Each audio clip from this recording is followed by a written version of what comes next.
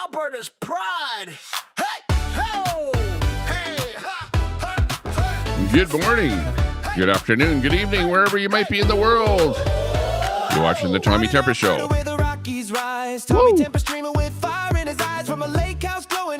Coming to you at 8:28 in the morning. Up good and early here. Grab yourself your cup of coffee.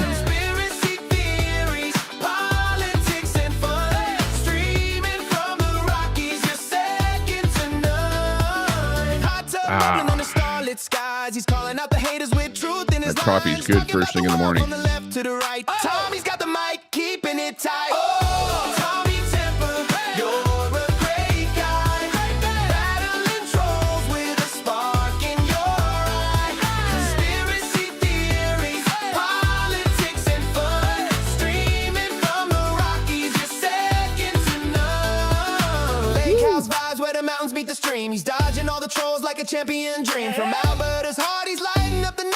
Tommy Temper's truth is his guiding light. With a wink and a grin, he's taking on the fight, spilling all the tea in the YouTube live. From the hot tub to the Rockies, he's living it free. Tommy Temper's the streamer we all want to see. Oh, Tommy Temper, you're a great guy. Thank you very much. Battling trolls with a spark in your eye. Conspiracy Appreciate your company this morning. Everyone popping in here. Appreciate your company. So raise a glass to Tommy, the legend of the land. From Alberta's lake house, he's taking a stand with the Rockies. Thank you very much, moderator. Hot tub steaming. Tommy Temper, the hero of YouTube dreaming. She's streaming Tommy Temper. Oh, yeah. Red Mama, first in there. Oh, I listened to all of Red's stream there last night, and oh, did I chuckle. That's pretty good. He's got everything right down on her. Wow, I want to hear episode number 2 on that whole thing, just to get into some, YouTube lore here first thing. But yeah, you got to listen to Red. Red is he's done stuff himself. You have to admit that. Like he's not like the honey of the crop. But hey, on the other hand, when you bash him, he definitely hits back hard. And Queenie, she's not. She's pretty vile, you have to admit. She's probably the most vile loudmouth on the internet there. If you say anything about her, she'll do a whole stream on you, but the good thing about her is that she deletes everything. So it's like stab you in the back and then delete, type thing. And she's got like 9 people, 2 mods in there, whatever. Just a complete failure. Doesn't know how social media actually works. Just uses it as a dagger, to stab back at people. That's all that channel is about. Yeah. I should take a tour. I should go over and I'm looking for some rental property in Sylvan, so I should contact that realtor or whatever, or the owner. And take a tour of that property there, see what it looks like on the inside. That would be epic, totally epic. I'd like to see what happens there. Yeah, she probably wouldn't even be there, would vacate or whatever, get out of there if I ever came over. So that would be pretty fun. Yeah, anyways, that's what's happening. A little bit of lore with the internet. I was watching a little bit of that. We see your comments. Yeah, that's pretty funny. Can't make that crap up, that's for sure. Let's see here. What's going on? Oh, got some kind of a message. Oh, it's just a doorbell announcement here. Somebody's at my front, walking by the front of the property. I get these because I have doorbells both here, doorbell cameras, both here at Sylvan and in Edmonton. And I have it set up so if somebody even walks by the sidewalk on the front of the property, it gives me a little notification here. And apparently people are walking by the sidewalk, pretty weird, but it happens. Fuck all the fucking way off. Okay, so just to bring the show up to speed here. Hang on, let me have my sip of my coffee here out of my pop cup here. I don't know, it's a kind of a weird cup. I never really, noticed too much about the labels on here. If something green, it doesn't come through here. But yeah, we got peace and all kind of stuff here. Groovy. I don't know why I'm using a cup that looks like this. I need a Tommy Temper cup, to go with the show. Oh, that tastes so good. Let's see. Excuse me. I have to clear my throat here. I just woke up. I sneezed about 6 times here, so you know how that is. You're kind of, full of sneeze and whatever. Have to kind of suck it back a little bit here. But I decided not to turn on my big screen TV. Troy, good to see you in there. Who else is popping in there? Yeah, anybody else in there? Good to see everyone. We got Shillen Omar in there. Hey, Shillen. Looking good. Yeah, I went to the exhibition grounds there and did a wrestling video there. I don't know if you caught that wrestling video, any part of it there, but man, it was fun. It was like I was Ed Whalen with wrestling in Calgary or whatever. Used to be back in the old days wrestling with the Hart brothers and stuff like that. Of course, they're retired and not wrestling anymore, and there's a whole new group of wrestlers doing their thing. But yeah, it was fun. Mama Red, it was fun being there, and it was fun announcing the whole thing. I was the only one announcing the whole thing. I should have been I was the announcer for the video. The only other guy that was there was a guy with another camera. I don't know if he was live or just recording, but he was going around the whole stage inside of the barrier that they had set up there and doing his thing. But he wasn't saying a damn thing. He was just recording the whole thing. So I was the only one giving you the blow-by-blow report on the entire wrestling event. I should actually get a job doing that. I needed a mic, yeah. Well, I was just using my phone. Just using my phone, and I didn't have any auxiliary mic with me. I didn't bring anything with me. I just wanted to... in fact, I wasn't really going to record anything except maybe a few shorts and stuff like that. I did record some shorts inside of the event with some of the people, selling mops and garbage and stuff like that. Haven't posted those yet, the ones from Edmonton. I posted some from Red Deer on my Facebook account. So, yeah, go over to Tommy Temper. Just Tommy Temper, just look for those 2 words. I'm up to, actually, in the last little while, I've gained about, 1,200 subs on, or follows, or whatever you want to call them, over on Facebook. We're up to like 16,000 over on Facebook.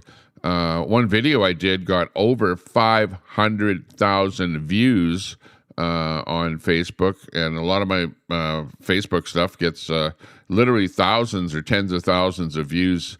We're over 2 million views on Facebook now, so I'm actually doing a lot better on Facebook than on YouTube here. YouTube, I'm not getting much promotion here at all, and hey, I'd like to hit that 10,000 mark on YouTube here. So if you're just watching, if you just tuned in, if you just found my stream, make sure you hit that sub button. Make sure you hit that thumbs up, because I'm looking here and I see 1 thumbs up. Come on, you guys, you can do better than that. Mind you, because I'm looking here and I'm watching here yet. 1 thumbs up. Oh, yeah. Just to repeat myself. Let me see. Number 4. 4 thumbs ups. Okay. 5 now. Okay. Doing real good. We're picking up now. Yeah. Maybe at this point in the morning, there weren't that many people watching. So, yeah, maybe that's part of the problem here. I don't know. Who knows? Yeah, maybe next time I go out in the real world, I'll do that plug-in microphone, the wireless mic. That wireless mic's the JDI mic seems to work quite well. The, what do you call it? The wireless thing there. So I think I'll maybe use that the next time I do that. Anyways, we're live at the Sylvan Lake studio. As you can see behind me here, we've got a cloudy, actually, Yeah, well, right now there's a bit of cloud obscuring the sun, but the sun is coming out a little bit. But it's what I would call a smoky day. Smoky because we can't even see the north shore of the lake behind me there. You can see a bit of the water, but let me move over a little bit here, get in the middle of the screen. But it is very smoky out there. And yesterday I came out here and we went for a little cart ride around the South Shore here. There were a lot of people out there. It was pretty epic. We were riding around with our cart. Our cart has, lights that flash when the music plays. Every speaker on the cart has, LED lighting. So the lights are just pulsing like crazy, and doing their thing. And people are giving us, we ride by in our golf carts and we're getting the thumbs up. We've got that big, beautiful blue flag flying on the back of the golf cart. The Alberta flag, because as you well know, I'm pro-Alberta independence. I'm a little bit disappointed, though. I'm a little disappointed because I wanted to be in on that Alberta telethon. There was an Alberta telethon that happened on not last Saturday, but actually it was last Saturday. And I actually emailed John Bolton, who was in charge of the whole thing, and I emailed him about 3 or 4 times, and I gave him my phone number, and I said, please get a hold of me, email me, whatever. But he never responded. I never heard from him.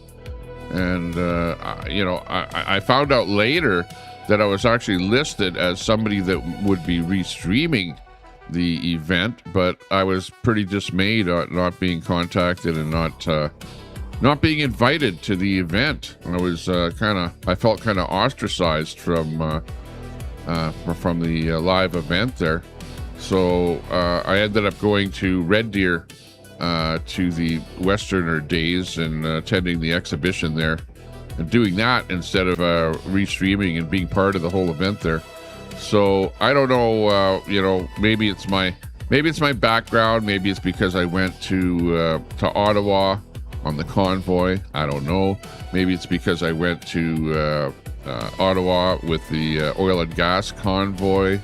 Maybe it's because of that. Maybe I have maybe they think I have some kind of a checkered past. But there's lots of stuff posted about me on the internet by Antifa, which probably 99.9% of it is like untrue, false, fake information, just stuff, like they post stuff saying that I'm somehow related or part of some far-right group, like, when do I ever talk about anything far-right? When do I ever talk about any far-right group? You'd think that if I was associated with far-right people that I'd be talking about them on my podcast. But, not so. Hey, what's that Canadian flag doing in my stream right there? Being somebody that's for Alberta independence, what's that Canadian flag doing flying there? Hey, that's not a good situation. Hang on. I have to move that right out of my video here. Hang on. I have the technology to do this. It will just take a minute to do, and we will blast that right out of the picture. Okay, there we go. Holy jeez, what the hell is that Canadian flag doing in my video? Get the hell out of there. Well, no. Actually, I love Canada. Well, I love Canadians. I love Canadian people. I love my countrymen. I loved being in Canada. And the only thing that I don't like is the politics, the Canadian politics, because you've got, the central government, Ottawa, that whole regime taking advantage of our home country, our home province, I should say, of Alberta. We're being badly taken advantage of. And we're like sick and tired of it. And that's why some of us, like me, are, promoting independence, and there's no getting around that. We've got this guy here. And of course, they're talking about there being two two sets of rules. There's the rules for this guy here, and then there's the rules for us Canadians here. This guy here is Lacasiak, and he's with the Forever Canada campaign. And yeah, let's just go over this first story here. This is an Alberta story here. First up here, we've got the Forever Canada campaign that is campaigning against Alberta independence. And you know what? They've been deemed to be not a campaign, to not a third party. They can get their money from Russia. They can get their money from China. They can get their money from all over the world for their campaign. But everybody else that's a third party for Alberta independence has to only get their money from within Alberta, and all kind of rules, and they're being restricted like crazy. But these guys here with the Forever Canada campaign that are campaigning with their signs all over the place. I see their Forever Canada signs even here in Sylvan Lake, posted up in front of properties on public property. Let's look at this little ditty here. Is this a campaign? Absolutely not. This is our Not a Campaign headquarters. These are Not a Campaign volunteers, these are Not a Campaign calls, and those are Not a Campaign signs. Hey, where do you want the campaign sign? Shh. After careful review, we found Forever Canada is not a campaign. What did the review involve? Careful review. One of the advantages of not being a campaign is you can take money from anywhere. Outside the province, even outside Canada. Thomas, always a pleasure. Oh, don't worry about all that. I already took care of it. That's why we like you. So to be clear, we have volunteers, signs, donations, flyers, and campaign offices. But thankfully, none of that makes us a campaign. Is this a campaign? Absolutely not. This is our not. Oh, yeah. Okay. So, yeah, what the hell's going on here with Elections Alberta? They're not being fair at all. They're letting this guy here run a campaign that's not a campaign, even though he calls it a campaign. And it's just overboard. It's sickening, absolutely sickening. It's like Elections Alberta are a bunch of woke people over there that like the woke Canadian Forever campaign or whatever they're calling it there. And meanwhile, for the rest of us here that are pro-Alberta independence, we're getting screwed, So it's pretty weird, pretty wild. I don't know. We need to do better. There's no doubt about that. We got this one coming in here. Alberta is against the harmful future. Yeah, top of the morning, friends. And you have the power to change the world. If you're in Alberta, you can stand between your family and the harmful approaching future we have in Alberta and that we didn't vote for. And the only way out is Alberta independence. So, we have to kind of move in that direction. We're going to be going all over the world here with news, and it's not going to be in any particular order. And if these guys don't have a campaign and they're not campaigning, why do they have a campaign office? Look at this. It actually says campaign office, but yet they're not doing a campaign, but yet they're campaigning and they're getting funds in from all over the place and not reporting anything to Elections Alberta. And Elections Alberta is ignoring this and going, no, it's not a campaign. But yet all over the place, they're saying it's a campaign. They even have a campaign office. This is freaking ridiculous here. It would be like you have an election in the States and you have one party that doesn't abide by the rules and the other party or the other parties all abide by the rules. So, yeah, it's crazy, absolute craziness. Here's a big one in here. That Brookfield invests in a lot of stuff in Canada, and then they move their head office to the United States. And whatever Mark Carney does, it's not everything, but a lot of what he does involve enriching Brookfield. His buddies at Brookfield, because maybe he has some kind of shares somewhere in his back pocket that he's going to be getting sometime in the future. We don't know. But Brookfield just invested by buying Greg Distributors, which has, they distribute stuff like things that you need for your car. Well, not really for your car, but for industrial purposes. Like, let's say you want to get a a big plunger, or something, sewer plunger, stuff like that. They sell that kind of equipment. They sell, any kind of widgets and stuff like that. Industrial supplies. Anyways, Greg Distributors, they're a big organization. They've been around. I think they're based in Edmonton, and they've got offices all over the place.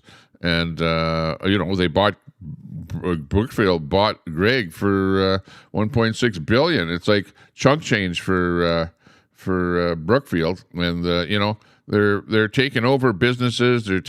Brookfield has the real estate division where they're building rental projects all over the place in Canada, and they're subsidiaries of Brookfield are building nuclear plants all over the place. And speaking of nuclear and all over the place, and what's happening in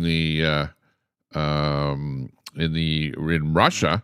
Russia now is under attack by Ukraine, and they are basically hitting these wildberry plants, or wildberry warehouses, I guess you'd call them, and they are all over the place.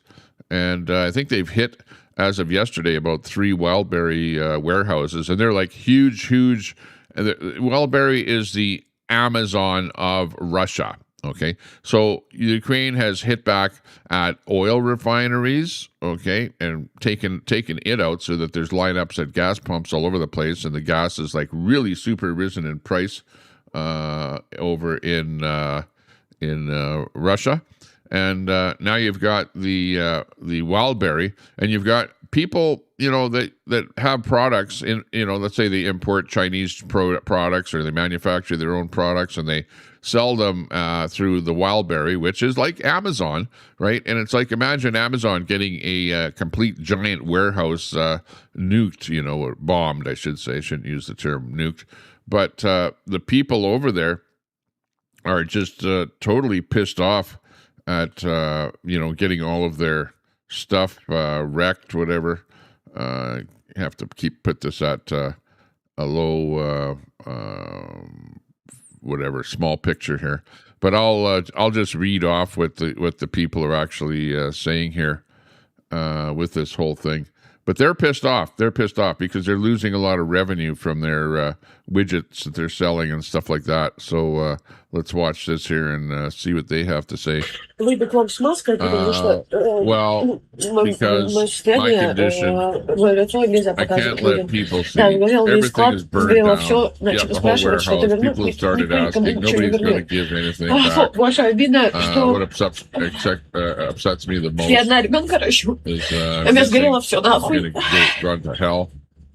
Okay, yeah, because what happened is just before the drone attacks by the Ukrainians, Wildberry came out with this contract that they made everybody agree with, that if any of these warehouses got attacked by the drones, that Wildberry wouldn't be responsible for it. So Wildberry warehouses are getting attacked, and all of their products, if these people have millions of dollars of products sitting in these Wildberry warehouses, and they're all pissed off that they're losing a lot of money. I can't calm down. Conditions just effing bloody. Put so much energy and hard work into it, starting from scratch, using credit money. So many goods were burnt. As far as I know, nobody died. That's good. Evacuated time. Stock went down. Main stock went up in smoke. It's terrible. Sitting there right now. What can I do? Nothing. Because Russia started the war with Ukraine. Russia is fighting the Ukraine. Russian is the aggressor. And in this case, you're feeling the pain at the gas pumps. You're feeling the pain with your businesses. Lots of businesses are going broke. But you know what? She's alive. her child is alive. Nobody hit civilians.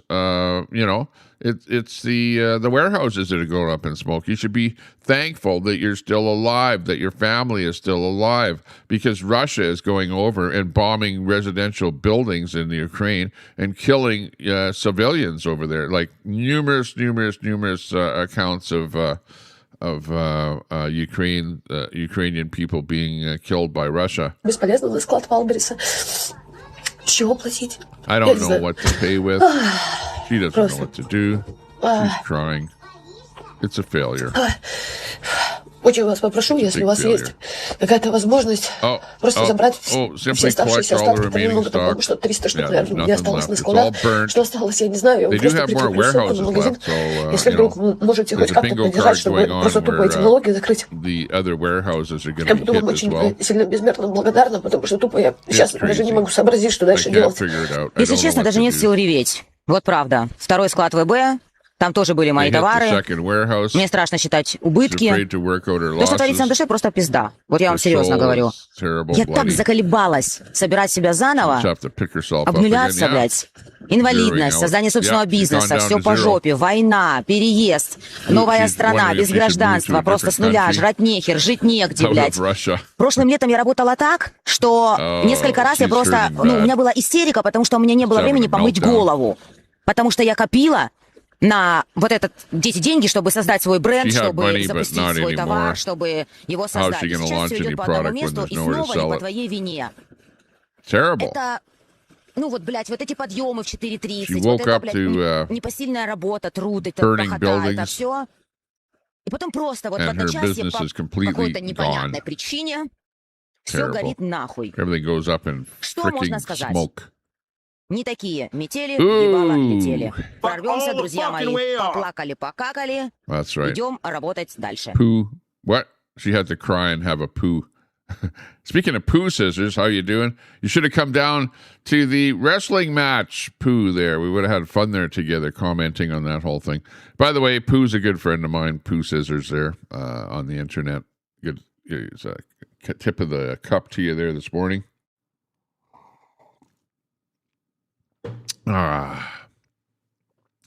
It's Edward Cam. It's hard to feel much sympathy. Absolutely. Well, hey, Edward Cam, we may not agree with everything, but I think we agree that the Russians are the aggressors. If you're Russian out there, well, hey, what can I say?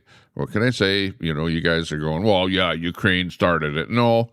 They might have been doing something within the country of Ukraine. That's their own business, what they do. They might have been, and the word is that apparently the way the whole thing started, the reason that Russia thought that it would get away with the whole thing is that they thought that the Ukraine was, extinguishing Russian people within the country of Ukraine, which might possibly have been happening. I don't know.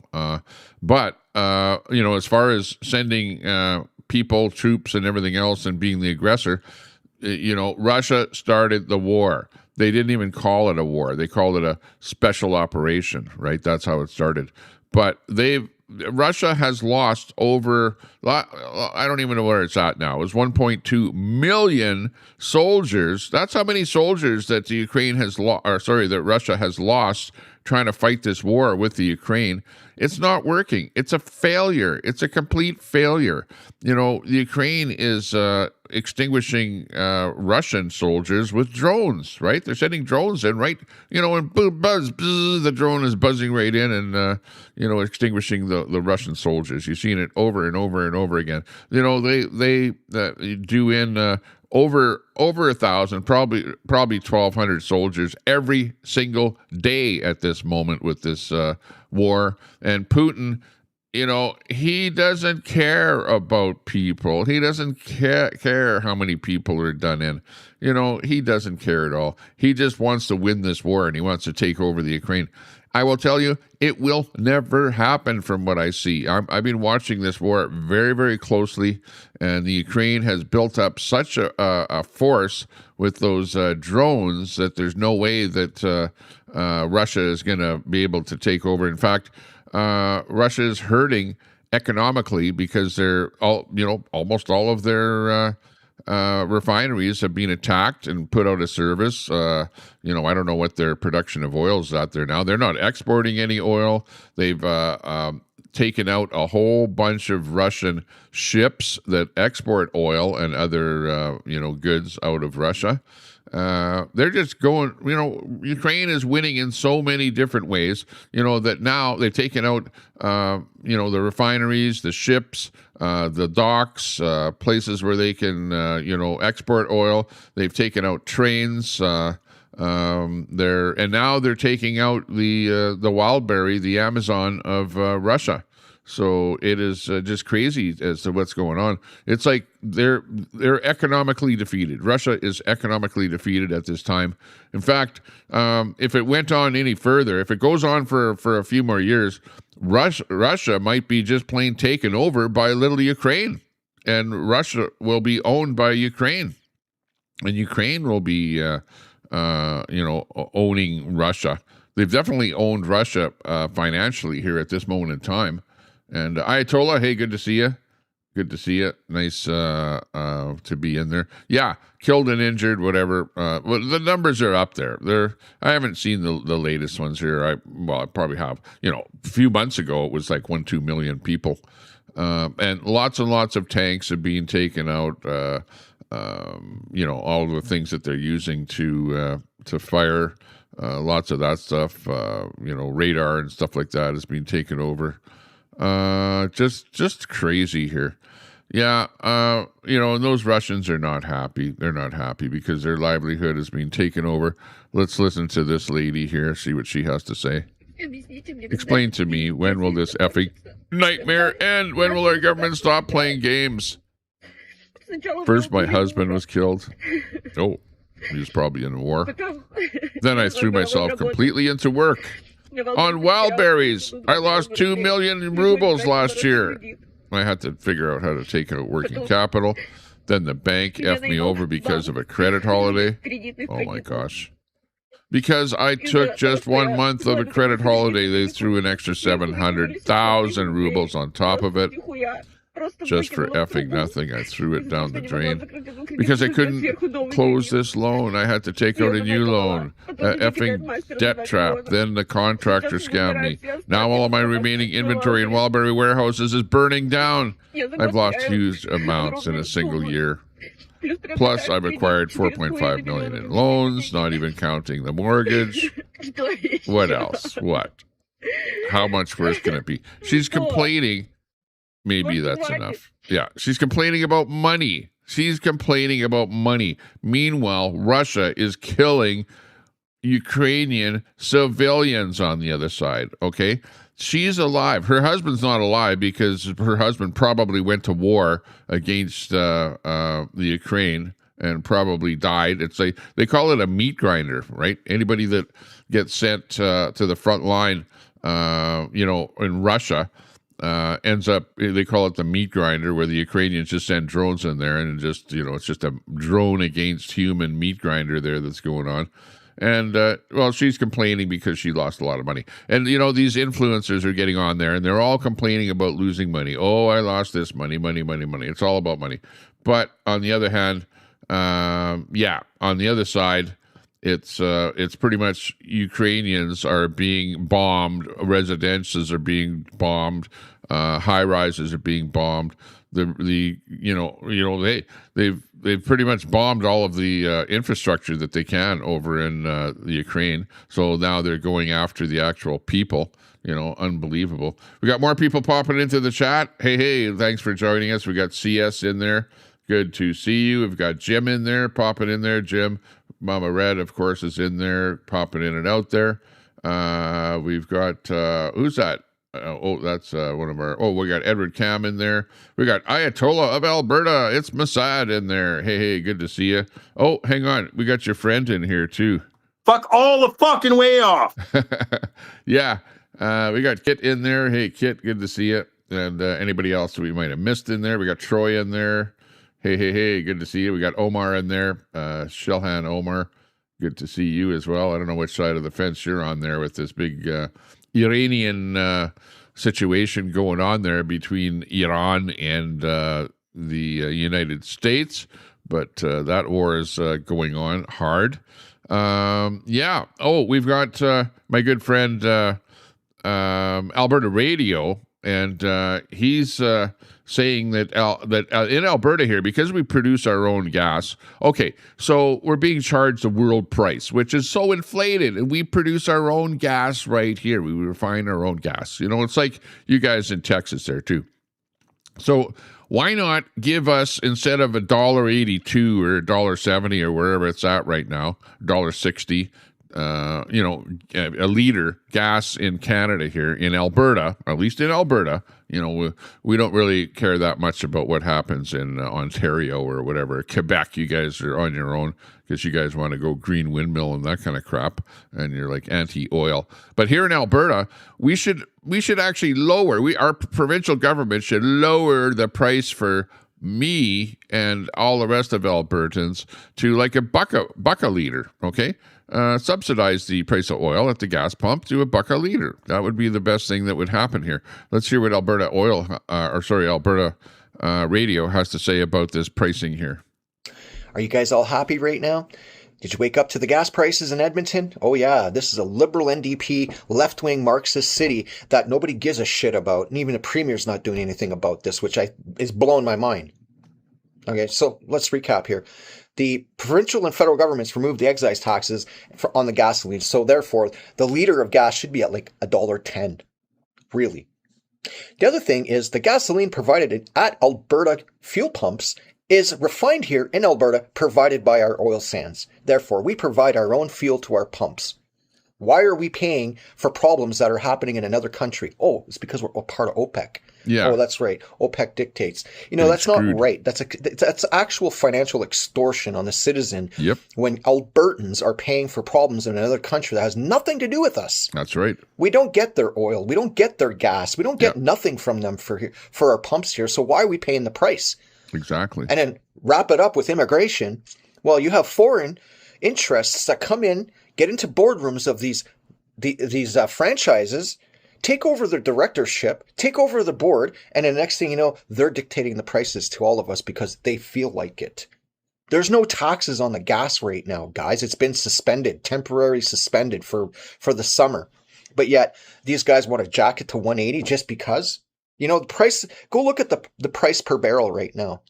You know, in the last few weeks, the price per barrel only went up $12. $12 on the global market.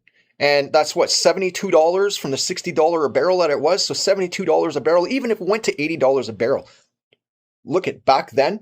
Remember just half a decade ago when the barrels of oil was like $100 and something and we were paying like $175. Oh, it's up to How today. Does it make sense? Please make it make sense. It doesn't make sense. This is total bullshit by our government, by OPEC, by everybody. They're punishing Albertans for problems that are happening in another country that has nothing to do with us. That's why we need independence. Because these people, if they're still in charge, if we don't seek our independence for Alberta folks, these people in charge are going to run us all into the ground. Yep. And we're going to keep paying and paying and paying like slaves. They treat us like animals. They treat us, it's like the farmers who move their cattle. That's how Canadians are being treated and Albertans are being treated. We're treated like animals, like cattle, financial mules for the crown, for the globalists and these corporations and these oligarchs. So wake up, folks, and fight back because this has to stop. The premier needs to step in because you know what? People like me are getting fed up. Subsidize our price of oil at the pump. You guys ignore it. So it's not, I'm not sitting here and completely attacking everybody, but you know what? Do your damn job as an elected official and grow a set of balls to make it easier for Albertans when we're providing our own fuel to our pumps by Alberta. Makes no sense right now the way it is. Come on. Enough's enough. Absolutely. I would have to agree 100%. And I've been saying this all along. Why is it that in places like that produce oil, like Saudi Arabia, where they pay, you know, like low prices for their oil? It doesn't matter what the price of oil is on the market. It doesn't matter what WTI oil is. It doesn't matter what Brent pricing is. The citizens in the countries that produce the oil end up with, you know, like really heavily subsidized prices to make it easy for those people to live there.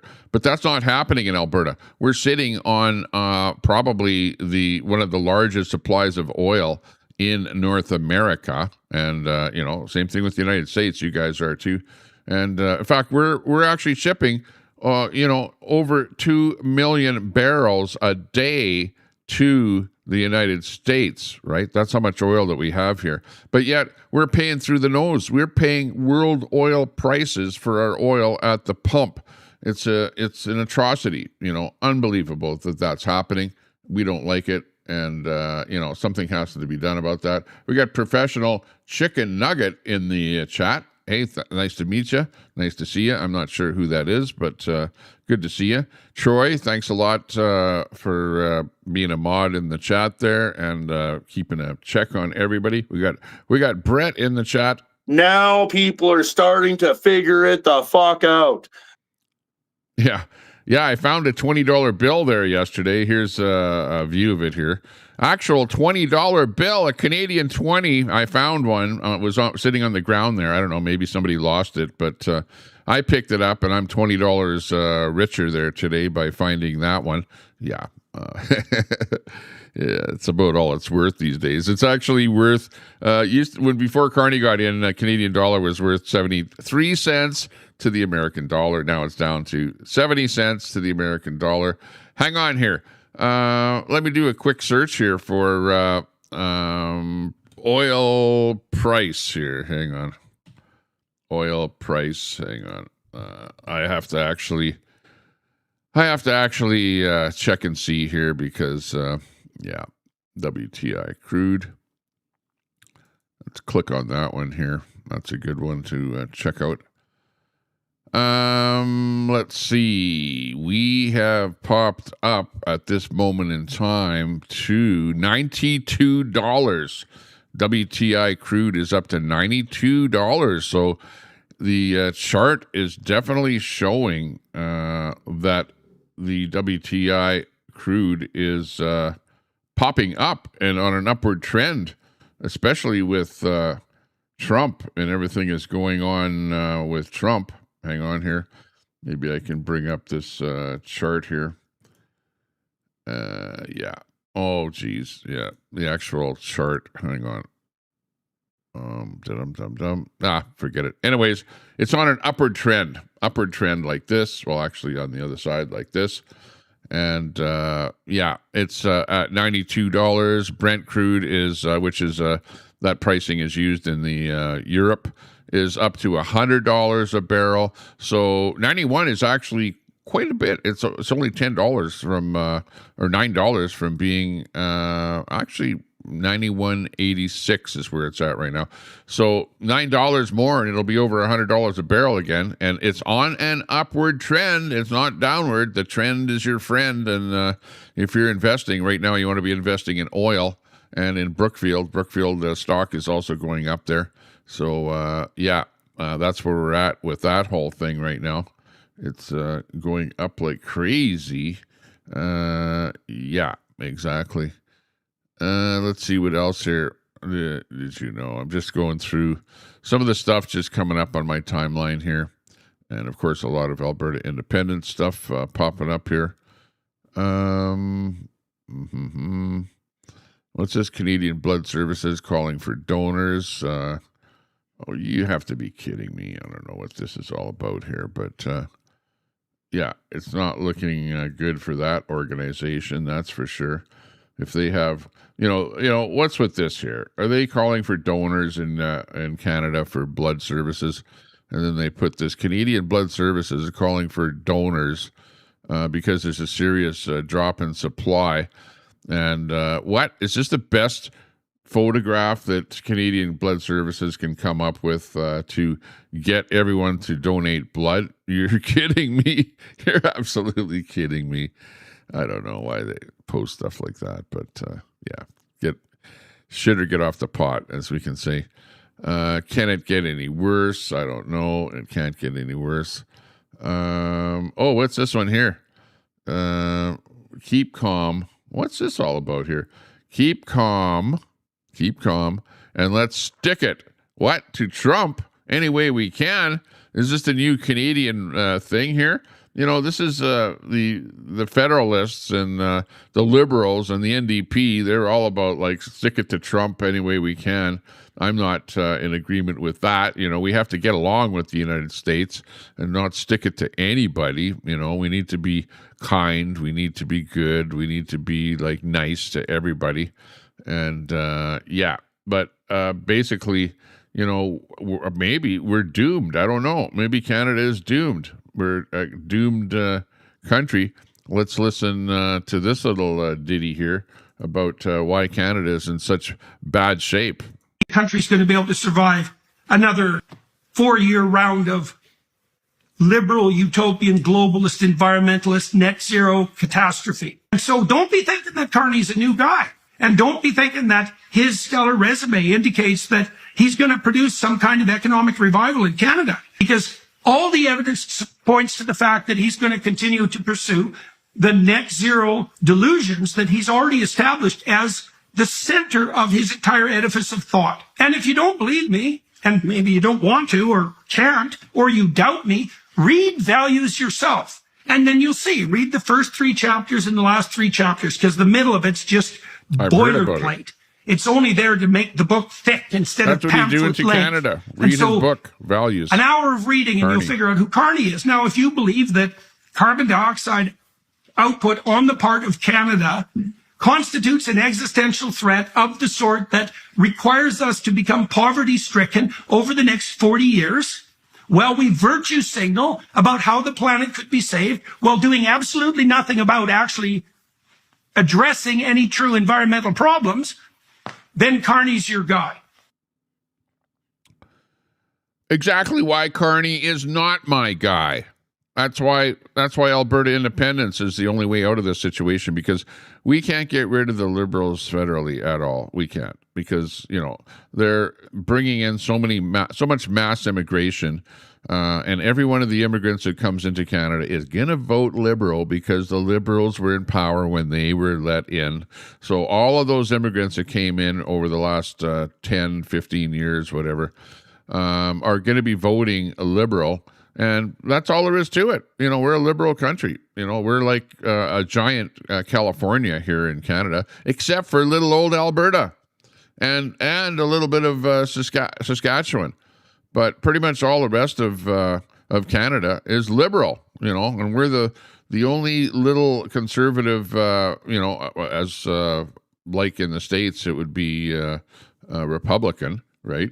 And, everyone says, oh, well, you're a bunch of Trumpsters and this kind of crap, No, we're not Republican. We're not Trumpsters. Hey, some of us may like some of the things that Trump does, like myself. But, I'm not a Trumpy or whatever you want to call us in here. But, you guys are calling us a bunch of seppies, a bunch of traitors and stuff like that. Every name in the book you can call us because we want independence. But the reason that we want independence is not because we're like self-centered, not because we want to be richer, not because, but because we want to be better. We want to live in a better country, and we don't think that the way the politics are in Canada are what we want here in Alberta. We want to be different than the rest of Canada, and we are different than the rest of Canada. And that's why we want out of Canada. The rest of Canada is taking the money, and really the way it works in Canada is the minerals and the resources that are in the ground and that are being harvested it's the money should remain in that province and not be siphoned off of the province to be given to other provinces. And you're calling other provinces like Quebec and Ontario have-not provinces, and they're not have-not provinces. They have manufacturing, they have jobs, they have their own economy, they have hydroelectricity. We don't even have hydroelectricity in Alberta here. But yet they want our money from the sales of oil. And remember, once that oil is pumped out of the ground, that's it. It's gone. So you're taking money that's it's not a resource that is going to be there forever, but you're taking our money that should remain in our own province here. You're siphoning it off by way of calling it, we need to tax that because of the climate, So we'll call it climate money. Carbon tax, and we'll just tax you. And that's how they're siphoning the money out of Alberta, is by taxing us. They tax us way, way, way, way, way too much. And then they're taking that tax money and they're giving it to provinces like Ontario and Quebec that are have-not provinces. We're getting screwed. We're getting royally screwed. And just like that last bit that I played there, we're getting cooked. Alberta is getting cooked by the rest of Canada, and we know it. We know that it's happening, and that's why we're revolting. In Alberta, we are revolting against being taken advantage of by the rest of Canada. Unbelievable. Unfrickin' believable. Yeah, we got this stuff here. This is probably AI here. So whatever. Yeah, AI. Let's see what's going on here.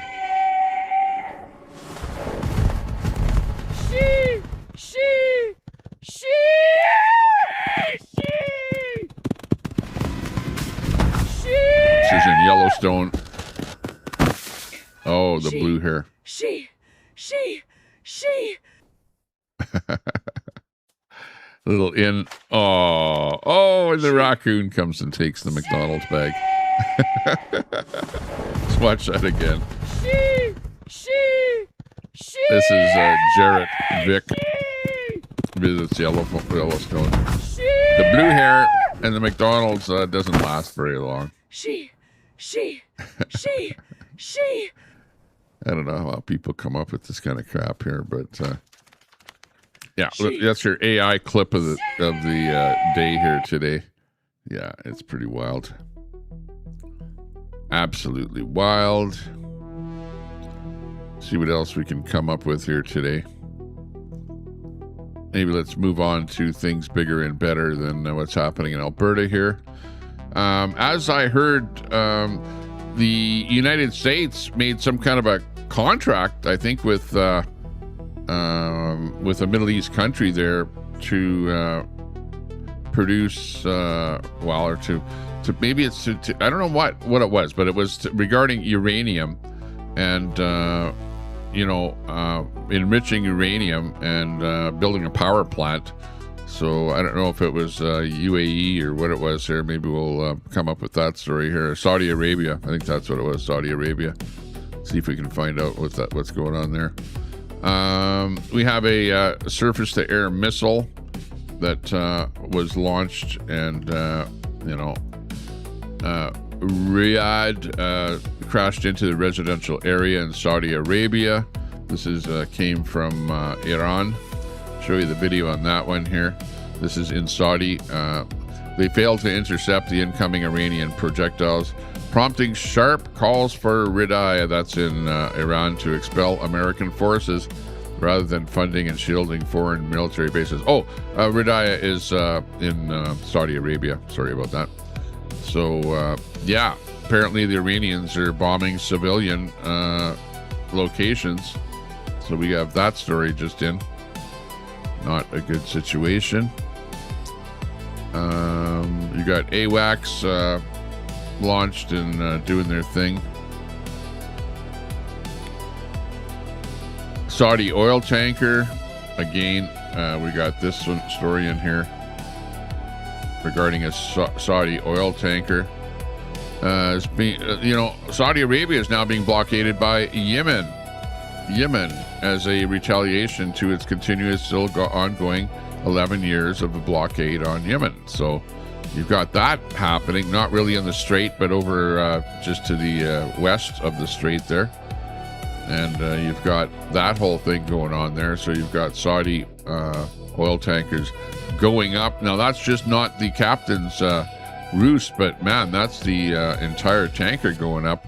That's got to be an environmental disaster right there, with that whole oil ship laden with oil going up in flames in the Middle East. That's one of the latest things happening over there. So that's not good at all. Oh, this is the one I was thinking about here. This is by Donald Trump. The civil nuclear deal. There will be no enrichment of material. Okay. Oh, okay. Being made between the United States and the Department of Energy and Saudi Arabia, which pertains only to non-military use, such as the ones that Iran and UAE and others already have, will be approved. But it's totally subject to Saudi Arabia joining the very respected and successful Abraham Accords. The United States is not opposed to civil, non-enriched nuclear facilities. Thank you for your attention to this matter, Donald Trump. So, deal made between the United States and Saudi Arabia. That is the Department of Energy, to have Saudi Arabia utilize uranium for peaceful power generation purposes. So not for building a nuclear bomb. Let's face it, there are enough nuclear bombs in the world. In fact, Canada could have a nuclear bomb. You know that. Like, we have uranium. We're sitting on piles of uranium. We produce uranium. Uranium is big in Saskatchewan. And we have nuclear facilities in Ontario. I think it's Pickering, Ontario. And we've been producing uranium electricity, or electricity from uranium for many, many years. But we don't enrich that uranium to such a point where you can produce a nuclear bomb. And Canada has been opposed to more countries producing nuclear bombs, like Iran. Iran is that's the reason that part of the reason that this entire war is going on between the United States and Iran is because Iran is absolutely enriching nuclear material, preparing to build a bomb. At least that's what the theory is, right? So it's where Iraq, remember the USA went into Iraq and took over Iraq, got rid of Saddam Hussein. And, because of apparently them being in possession of weapons of mass destruction. Well, it's different in Iran. They are absolutely enriching. They're, they have lots of uranium already in order to produce a nuclear bomb. That's the only reason that they're doing that. So, yeah, crazy. Spin City News says Trump has moved troops and medics into Germany. Hey, Spin City, I haven't seen you on the air lately, and I couldn't make it to the big thing there on July the 4th. I think I sent you a text message on X.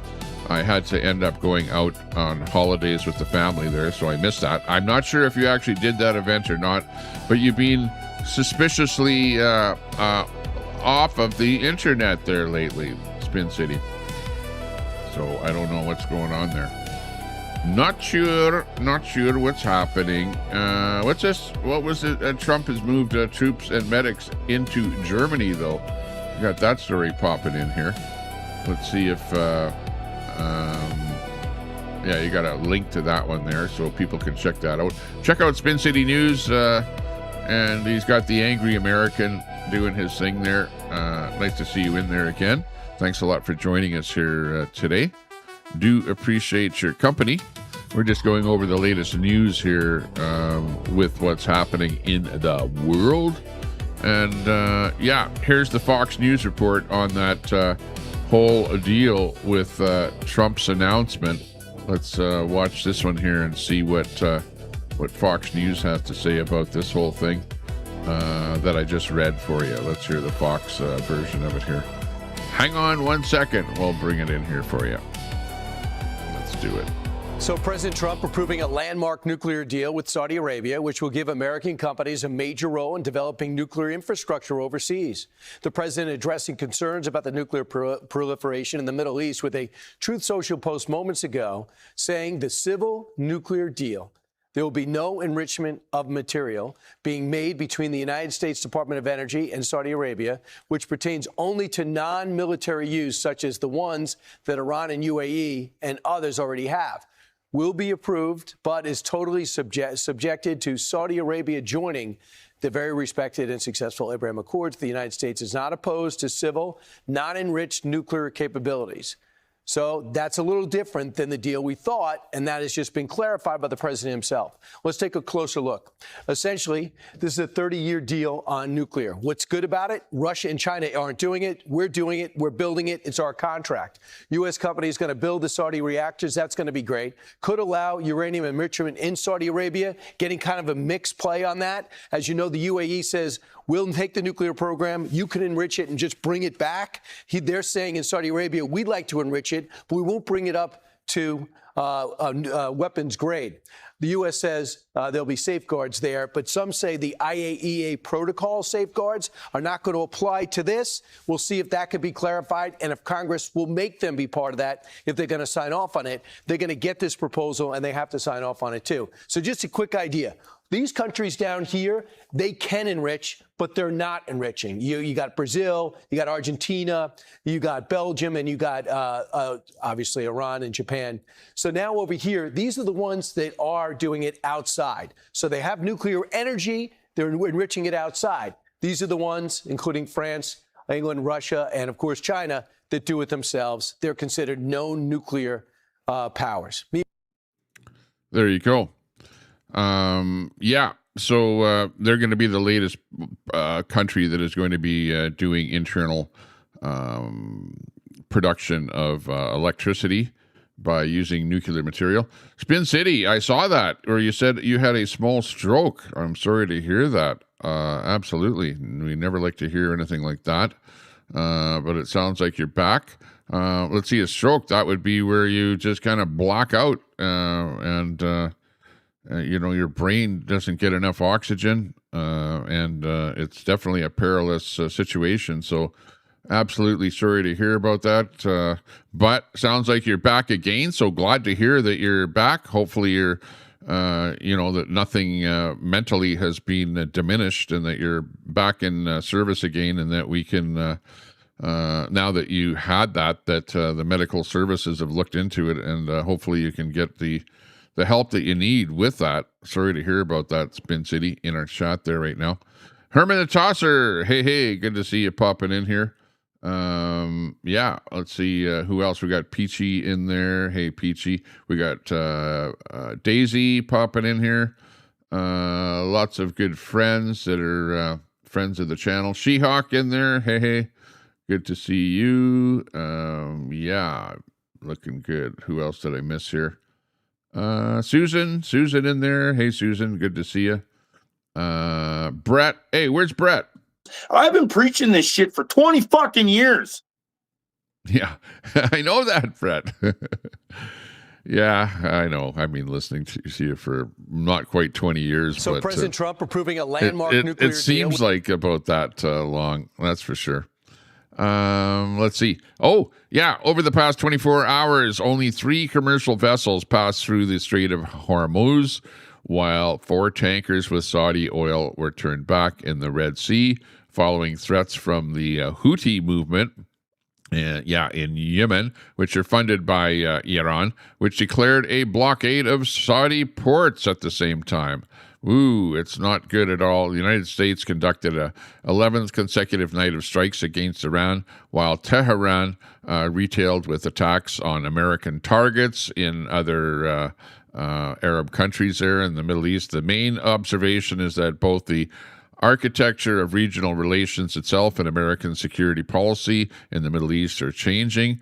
First, the new Saudi nuclear agreement came as a surprise, according to the Wall Street Journal. The U.S. administration approved a 30-year cooperation in the field of peaceful atom, right, without the traditional requirement that Saudi Arabia permanently give up its own uranium enrichment.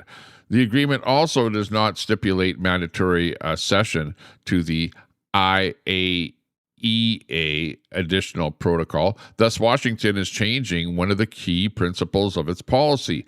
In recent years, access to the most sensitive military nuclear technology was part of the broader political agreements, primarily the normalization of relations between Arab states and Israel. The new agreement shows that Washington no longer considers this connection mandatory. Restrictions in the agreement certainly exist.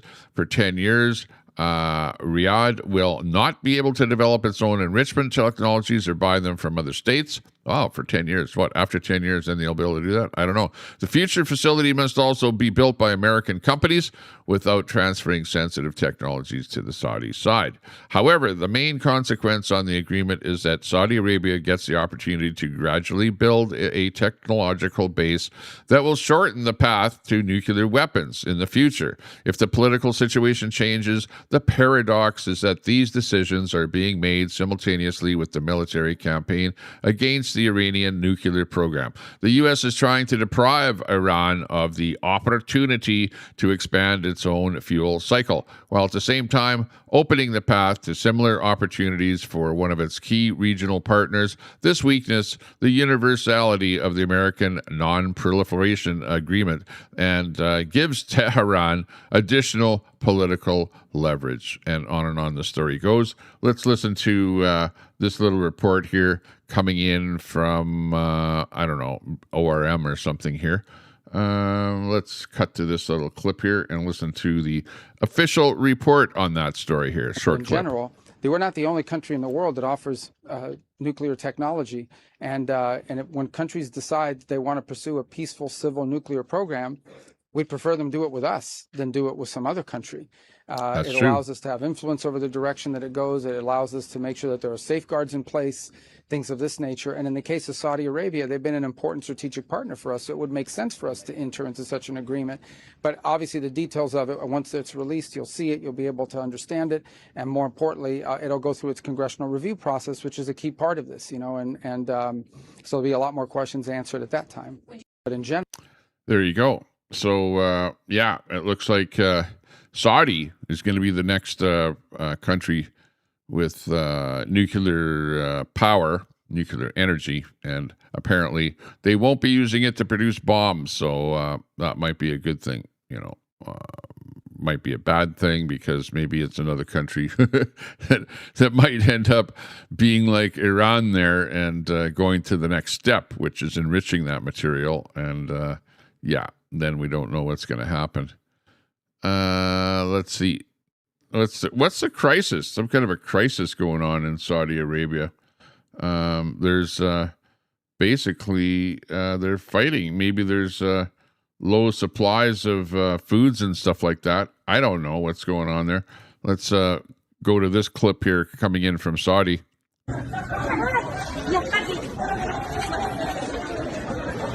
Fighting over low food supplies. I don't know. Pallet just came in.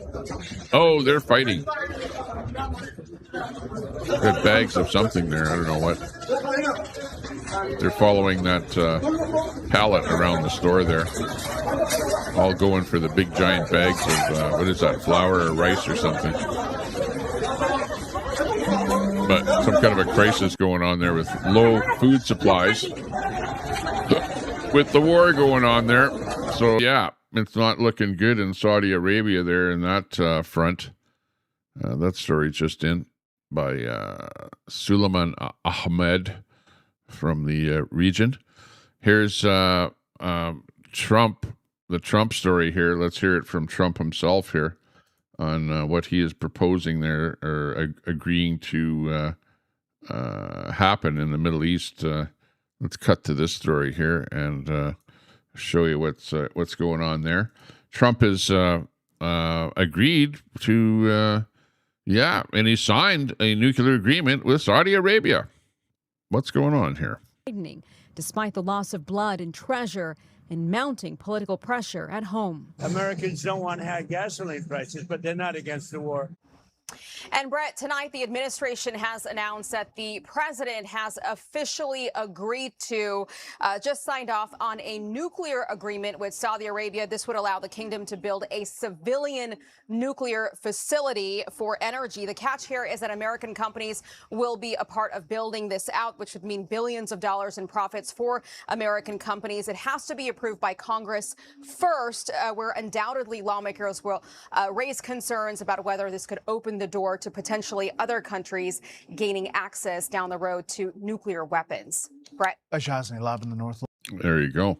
So, And for those of you that are saying, "Oh, Tommy Temper, you're just spouting off misinformation," we're actually, reaching out to other sources like Fox TV, CNN, and MSNBC for the official reports on what we're spewing out here. So, yeah, it's not misinformation; it is just plain information. Okay, and if you don't like the information, well, go over to the Cat Rex channel there, and if you want to hear misinformation, go over there. They'll be talking about that. Absolutely. Let's move over to a different topic here. See what else is happening. You've got the Kuzma thing happening between Canada and the United States. That's apparently not going anywhere. Canada, for whatever reason, doesn't want to be communicating and or whatever, dealing with the United States. I'm not sure why. Carney is doing a crap job on that. We're talking more about there's this whole thing where the United States has put a 50% tariff on some Canadian goods. This is the deal here. Doug Ford, who's the Premier of Ontario, has a 21% approval rating. So what he does is he picks fights that he cannot win against the United States. He pulled U.S. alcohol off Ontario shelves in 2025. He said it was an irritant. He was right. It irritated the United States into a 50% tariff on Canadian goods. It was cited by the White House as the reason. Ford now claims Canada can dismantle the American economy. Not likely. Canada trades roughly $800 billion with the U.S. every year. That's actually quite a fair amount. Probably more than any other country. The U.S. GDP is more than $28 trillion, Ontario is not dismantling anything. Ford is not in a position to be conducting foreign policy. It's not a signatory. He's not a signatory to any kind of a trade agreement. He has no authority over Kuzma. He has no seat at the negotiating table. He is running a symbolic retaliation campaign that provoked a 50% tariff on Canadian goods, on some Canadian goods. Then, when the tariff hits us, he demanded Ottawa retaliate. He strangely is still poking the bear. Ford's polling problem is not Ottawa's foreign policy problem. Because of him, Canadian exporters are now paying the tariff Ford's theater trigger. While Canadians aren't paying the tariff, it's Americans that are paying the tariff on Canadian goods, and therefore they're not buying Canadian goods. That's what tariffs do. They make it where prices are so high that you just don't buy those goods. You buy them from somewhere else, either internally or from other countries. That's what ends up happening. Let's hear the story from himself, Mario. This is from Mario. The story coming in here. Let's actually listen to the story from Mario from his own mouth there, as I have just recited it.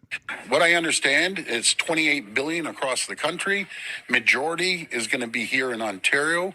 That's why we can't roll over. We have to hit back.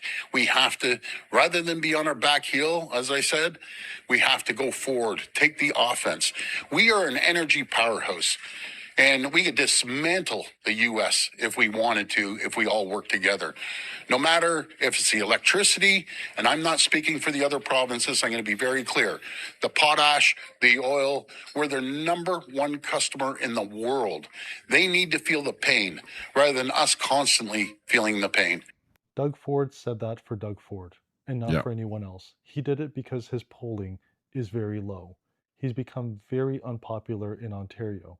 There's nothing beneficial about stating what he just stated. I don't know if you heard this story either, but the other premiers of the other provinces are talking about holding back Canadian Alberta in particular, oil from the United States as some kind of a bargaining chip to get Trump to reduce tariffs in Canada. Like, that's what they're up to now, I don't know if you've heard that part of the story, but holy geez, this thing is exploding. And antagonizing the U.S. even more. He literally said we could dismantle the U.S. No, we cannot. We literally cannot. And Doug Ford is single-handedly responsible for the breakdown in the negotiations that existed with Kuzma and the US. And I'm honestly starting to believe that Carney and him have some sort of an understanding where he could play bad cop and Carney can play good cop. Because what is happening right now and the things that Doug Ford is stating, he's overstepping his boundaries. He is not in any position to be making these kind of statements towards the US. And he can say, yes, I'm representing the people of Ontario. But he single-handedly spent nearly $100 million, or had budgeted to spend nearly $100 million to run Ronald Reagan ads in America in key states to change Americans' minds. Donald Trump and the US administration saw that as foreign election interference. That's right. That's what broke down the negotiations initially in Kuzma. It was because of him. Remember, he also originally said that he was going to shut off electricity going down to America to over 1 million American citizens in the cold of winter. Donald Trump literally took that as a sign of war. And Doug Ford had to walk back those comments. He is making the relationship significantly worse, and Mark Carney is allowing it.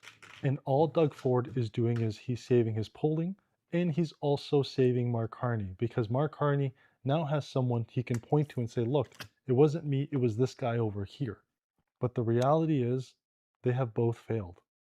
Remember, this wasn't just any promise that Mark Carney had made, it was the key election promise. And they'll never forget this article. Carney promised a deal with the US. It's time for him to deliver or move on. I agree. Absolutely. It's time for my morning regimen of vitamins and minerals and stuff like that. So I just took my omega 3-6 here, and now I'm going to take the next one here. You know, I don't eat breakfast and I don't eat lunch, but I do have supper. I'm on a kind of a weight loss program just to get into more personal things here. So, you know, I have to take something here in the morning to, you know, stay alive, you know, and minerals. Most of, you know, people take vitamins, a lot of vitamins, but people forget about minerals. Your body also needs minerals. You get them from the things that you eat, you know, like zinc and all kind of stuff like that. So I take these little minerals here. So just let me take my minerals here while you listen to a little bit of nice nighttime music that I have on my Tommy Temper After Dark program, which I haven't done lately, but I'll have to do that, where we talk about UFOs, UAPs, Sasquatch, and other things that are like weird out there.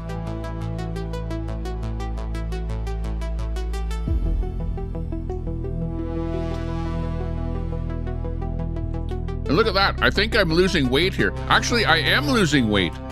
Let me think of how many pounds that I'm losing. Probably 12 or 13 pounds I've lost already here in the last little bit, probably the last month or so. So we're slowly losing weight, and I'm feeling better, feeling more pumped up and more lively and doing stuff like that. So yeah, that's cool. Let me take my next pill here. Well, not pill, but you know, mineral, whatever. Got this one here, Centrum. I'm not advertising that you buy anything in particular. You buy whatever you need, but make sure you take your vitamins and minerals on a daily basis. Don't think that you're going to live forever. We're not going to live forever. I saw one thing where they're injecting older people with younger people's, I don't know what, something from younger people, and they're making older people young again. But of course, those stories are all bullshit, so I'm not believing anything at this moment in time. But we're taking our minerals and stuff like that. Here's my next one.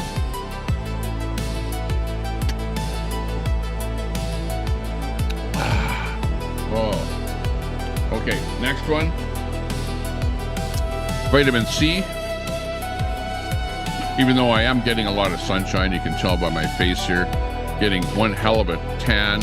I wear sunglasses, so we're getting those kind of raccoon eyes here, you know, from wearing those sunglasses all the time. Vitamin C I can chew. And then I don't have just vitamin D, so now I'm taking a vitamin C and a vitamin D. Maybe I'm taking too much vitamin C. I don't know. I don't know. Tastes good though. Vitamin C tastes like eating an orange.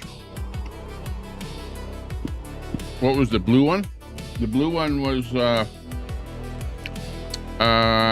Centrum, and complete multivitamin, B2, B12, bunch of stuff like that.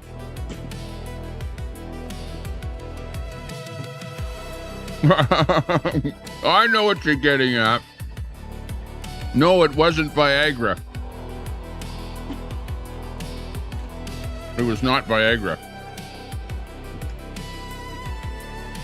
Yeah, right. What was the blue one? Zinc. Taking the zinc here now. In case you have the snivels or stuff like that. Epstein. No, man, we have to talk about Epstein. I'm not talking about Epstein. The whole Epstein thing was bad. Epstein is dead. And obviously, if there was anything else coming up, which it should come up, I don't know why. Why is it that the Epstein thing happened and nobody else is getting thrown in jail over being on Epstein Island or doing stuff, you know, that was bad with relation to Epstein? I don't know what that's all about, but it's kind of bizarre that you've got so many people that were taken advantage of by other people. Why don't they just press charges against those people and let them go to court? And let's hear about all those court cases that are going on. Okay, here comes the zinc.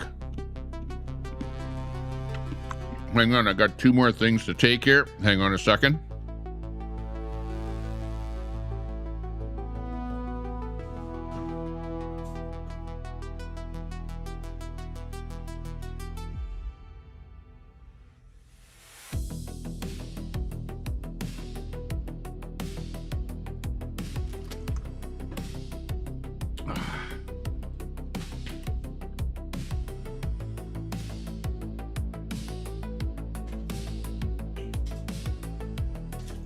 I have to take the high blood pressure pills here. My doctor said, Tommy, you've got high blood pressure. We don't know why you've got high blood pressure, but you've got high blood pressure.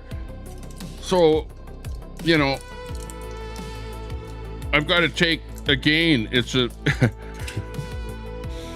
blue pill. But this blue pill is actually, it operates exactly the opposite of Viagra, because let's face it, Viagra, I do believe, and I'm not a doctor, so, you know, don't take this as any medical information. Where's my disclaimer? Tommy Temper, I break it down, I report on stuff, whatever, but, you know, don't assume that this is any kind of medical advice, okay? Because it's not, okay? But this little blue pill does exactly the opposite of Viagra. I can tell you that 100% for sure. There's a guy out there with his dog. His dog's gonna piss on the wheel of my vehicle there. So yeah, it's the opposite of Viagra, but it's still a blue pill. I don't know why it's still a blue pill. It should be a red pill or something, or a pink pill, something different than Viagra. Because you guys are in the chat going, Tommy, what's that blue pill you're taking? Yeah, right. It's for, you know, the fact that I've got high blood pressure. And I don't know why I've got high blood pressure, but it could very well have to be with the chat, and that the people in the chat are like aggravating me and pissing me off and stuff like that. And I'm getting all worked up. Oh, I can feel my blood pressure rising right now as I'm speaking. But I'm going to take this little pill, and it will hopefully lower my blood pressure, because that's what it's supposed to be all about. And yeah, hang on a second here. I'll feel more relaxed, composed.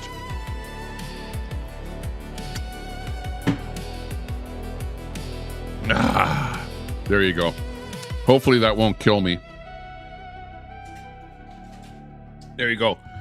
So now I'll be alive for one more day. So thank God. Thank God I'll still be here. She-Hawk, I feel faint. Yeah.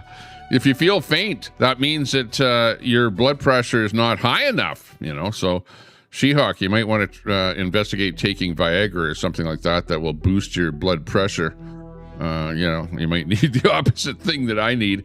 But me doing the podcast here aggravates me to no end. The people in the chat are just pissing me off like crazy. You got people like Queasy saying that she's running over to the RCMP, doing a report on me, and I'm going, oh man, oh my God, I don't want to go to jail. I don't want to go to jail. Go outside and get in fist fights with people and all kind of crap like that. So I'm probably better off. Yeah, right, She-Hawk. I'm probably better off just staying at home and, not going out into public, really, honestly. Every time I go out there, there's like, especially driving, right? You ever tried driving these days? Especially with all the newcomers out there that don't know how to freaking drive. They're like cutting you off. You're on the highway doing like 110 kilometers an hour. You're supposed to be, for every 10 kilometers, 1 car length apart. So, the cars should be 10 car lengths apart on the highway. And these guys, they come by you and pass you and then pull in front of you. And they're like 1 car length in front of you. And I'm going, what the hell? I mean, flashing my lights, you idiot. What are you doing? Cutting right in front of me, 1 car length in front of me like that at 110 kilometers an hour just pisses me off to no end. But at the end of the day, let's get back to the news here and not so much about my personal life and the regimen of pills and minerals and vitamins and stuff like that I take. But there you go. That was my breakfast for the day. A coffee and 10 pills, there you go. One day you'll figure it out and you'll figure, you know what, if I want to, have a plump face and, maintain my muscles, I don't know if I got any muscles here. Well, you know what, I may not have that much in the way of muscles. Well, maybe, I do a little bit there. You can see there's a little bit of a Popeye. Isn't Popeye's muscle on the bottom, though? But there you go. But look at, there's like very little flab on the bottom of my arm here, so you can't call me like a 400-pound overweight guy or something like that. But I did lose, 12 to 13 pounds. Absolutely. I was on the scale there this morning and I'm going, what? I lost more weight there. Hey, great. I like it. And I even had 2 slices of pizza last night there too, on top of it. I still haven't taken a... what's the nice way of saying that? Haven't relieved myself yet. So if I do that and step on the scale there, I probably will lose another 5 to 10 pounds. So it really depends when you step on the scale. But that was, before anything like that happened. So I'm probably a little lighter than even that yet. But my weight is going down. I'm feeling good. I'm feeling good about myself. I'm feeling good about being alive. And that's why I started my podcast here at 8:30 in the morning. I decided that I'm not going to turn on the big screen TV, and I'm not going to sit there and watch, a whole bunch of YouTube videos there and while myself away in front of the big screen. But instead, I'm just gonna find out a little bit about what's happening in the world and turn on the podcast and come on here and do a little bit of a live thing here. And, maybe that'll be my new modus operandus of, just going live first thing in the morning and not worrying too much about whatever the bullshit is that's going on with other podcasters out there and who they're ramming and whatever, calling out and all of the stupidness that's going on in the internet, and just have a bit of fun with people like She-Hawk, Daisy. Oh, hang on a second. Phone call coming in. Hello, East Indian Kitchen. Would you like buttered curry special? We've got that on special here today. Just hang on. I got to mute here so that I can take this phone call here. I'll be right back.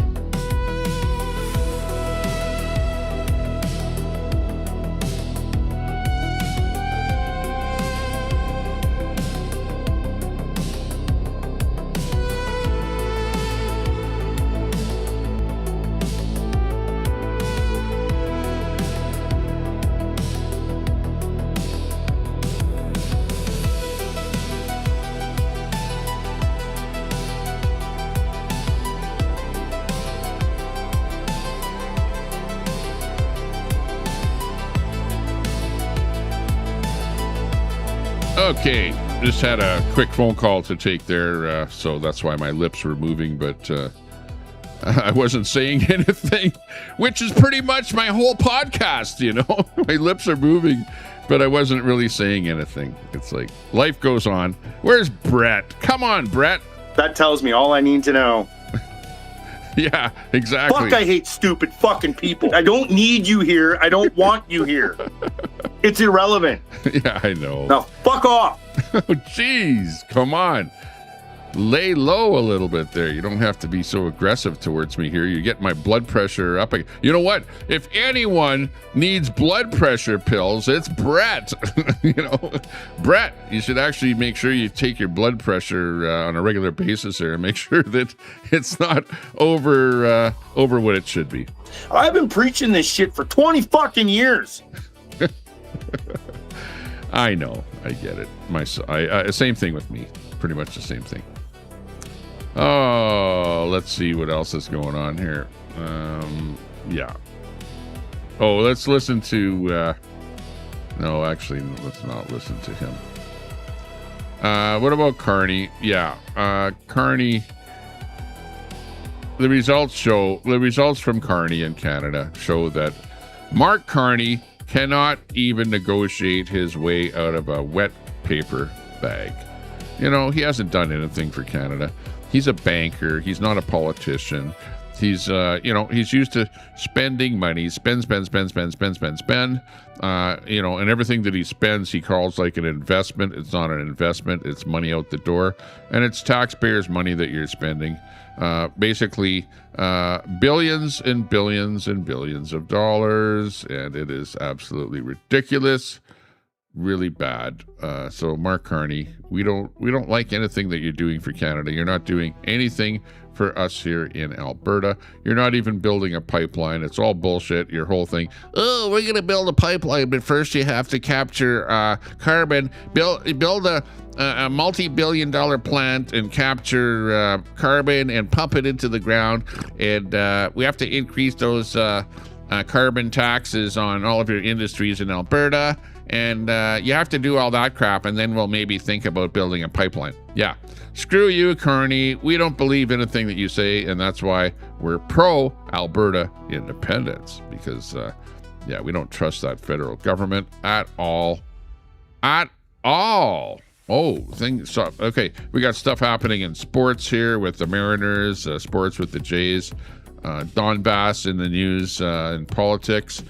Jack Smith is in there. Of course, the Wildberries that we were going over there a little bit earlier. Let's see what's trending. Crown coins in Canada. Crown rise. We got travel, Ford. Navarro in politics. The Mariners again in sports. Trending in Canada. Tesla. I don't know what's happening with Tesla stock these days. I don't know. Saskatchewan, sports, Chicago. The premiers are trending in Canada. Fashion. What's this? Ling Kwang. The hell is this all about? Fashion and beauty. I don't want to even go over that story. Of course, the Abraham Accord thing there with Saudi going on there. Michael Savard. Google trending. I think Google got hit with a fine over in the EU. So Google, their stock is not doing too bad. $320 for Alphabet at the moment. Negative cash flow with Google. Oh, that's not good. Let's look at that chart here. Look at what the hell's happening with Google. Whoa. Oh, are they going to not?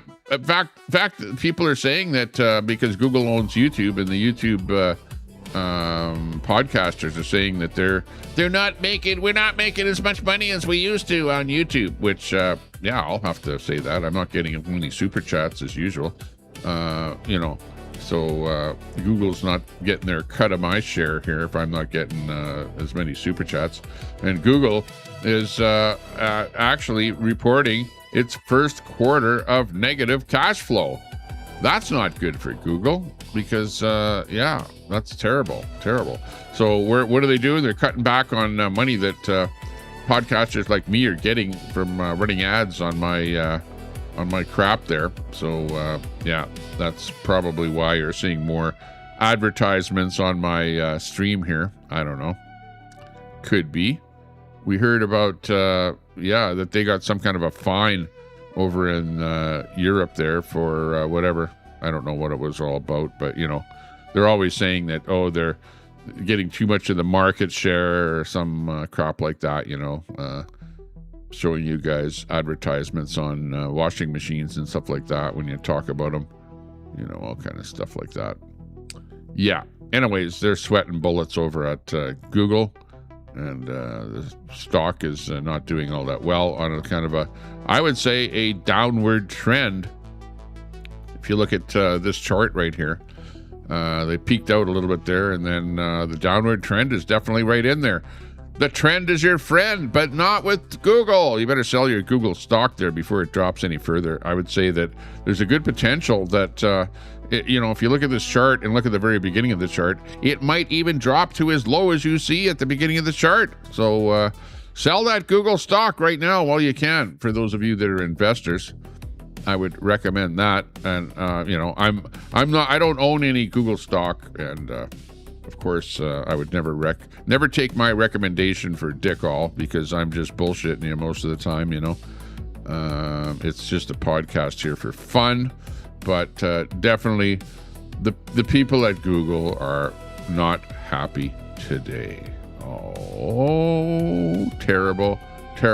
I hope you do better, because if Google does better, I do better, And thank you very much for anybody that super chats me. I appreciate that. Fuck all the fucking way off. And don't listen to Brett. Because, remember, he's like Queenie and I. Hey, Brett, we should have a deal where, like, you hate me, I hate me, and we both attack each other on the internet, okay? And let's make that a side deal that we don't tell anyone about, okay?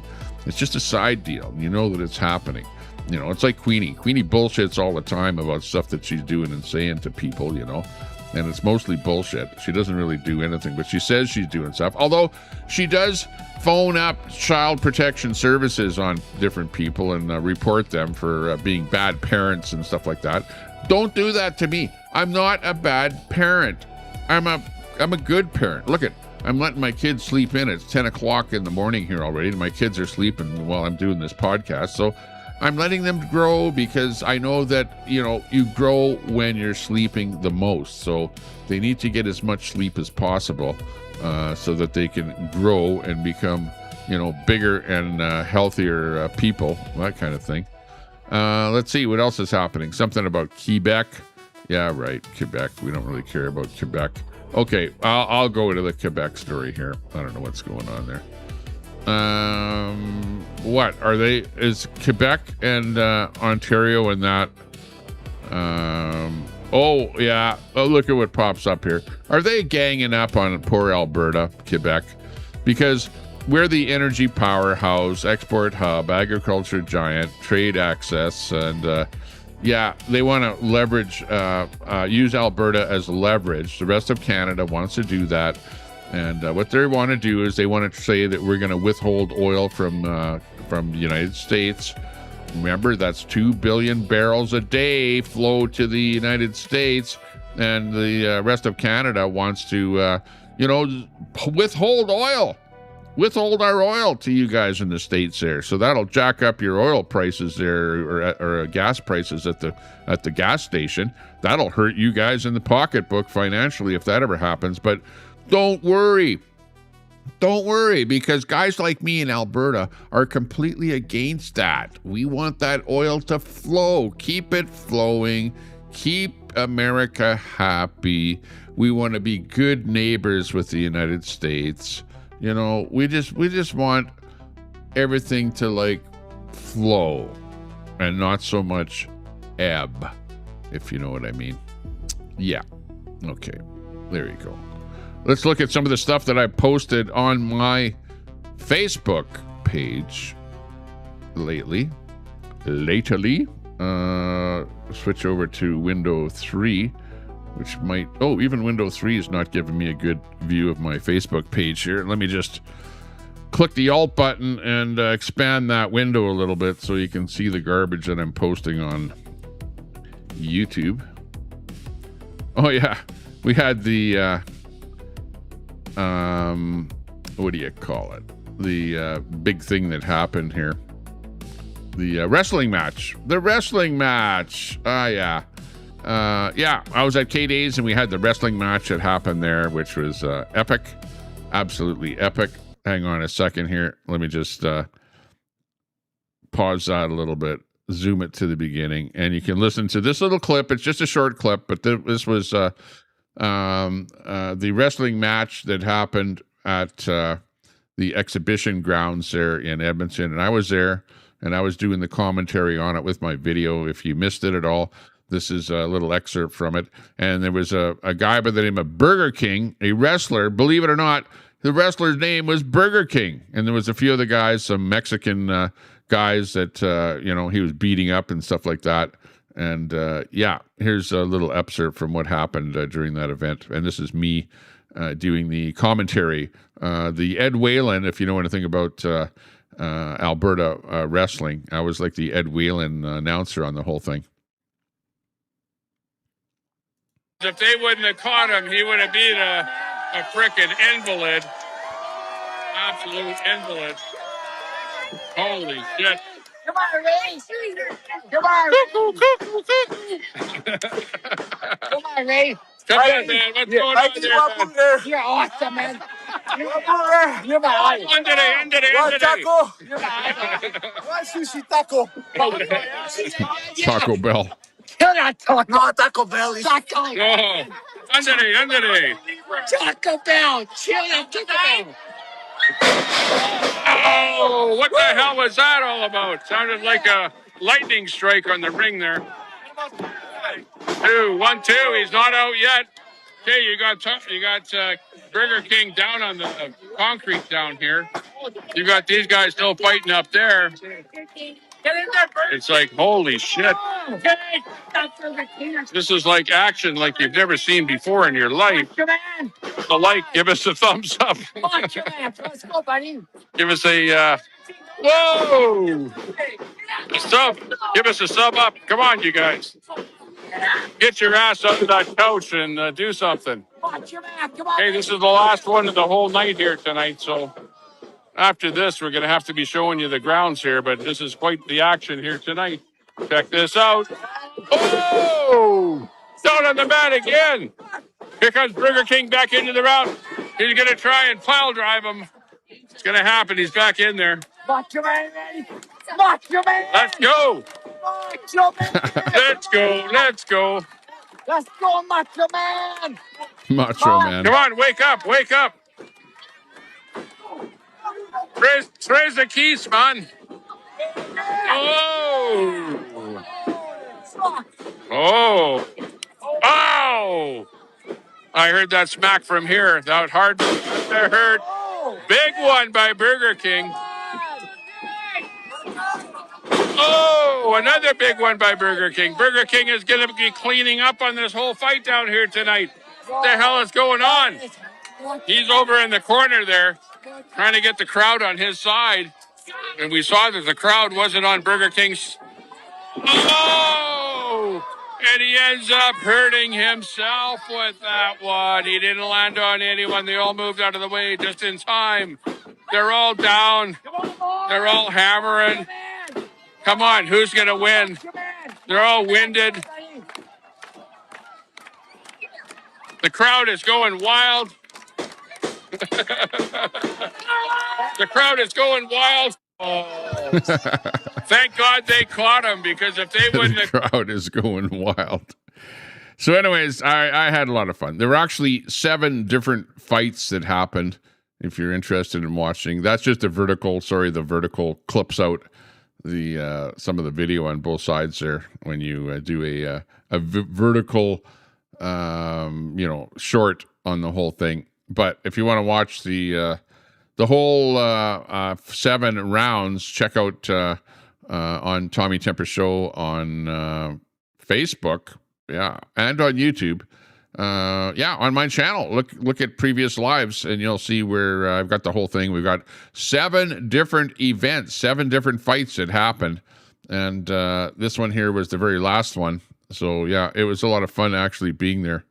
Very good, very good. Ted Koppel, no, I know who you are. Cut with the BS out there.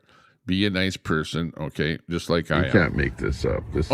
Look at, hey. Who is that? Is that what? Bambi? Bambi's grown up a little bit. Look, he's got kind of a black face. A little bit of a black face there. Something happened to him there. He's got a bit of a bruise there on his side there, but maybe hit himself on a fence or something. Is that a male or female, though? I can't tell.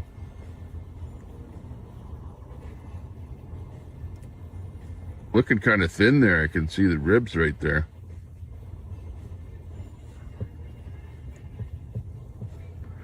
Anyways, this is Sylvan Lake. You can't make this up. This is... Bambi. Who is that? Is that Bambi? Bambi's grown up a little bit. Yeah, I think that was Bambi. I shot this last night there. Just we were on the golf cart riding around a bit there. And we saw Bambi. So, yeah, we actually... got pretty close to Bambi as Bambi was eating some of the leaves off of the tree there. Yeah, you might have rabbits or raccoons or stuff like that in your neighborhood, but we've got deer in our neighborhood here, and we see deer actually quite often. They're pretty tame, and there's kind of a family. There was a mother and 3 offspring. This is one of the offspring. The offspring was just by itself there yesterday. Again, I don't know if that's a male or a female. Couldn't really tell, but could have been a male. I don't know.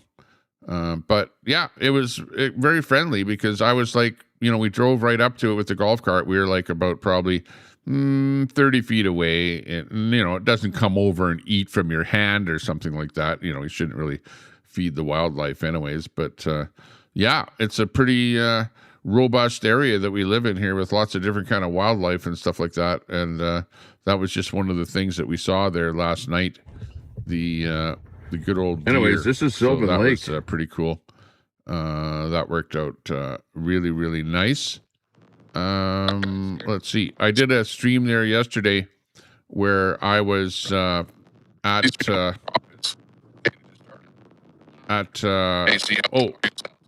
what were we doing? We were rolling down the road, and I was having some mic problems there at the beginning of that stream.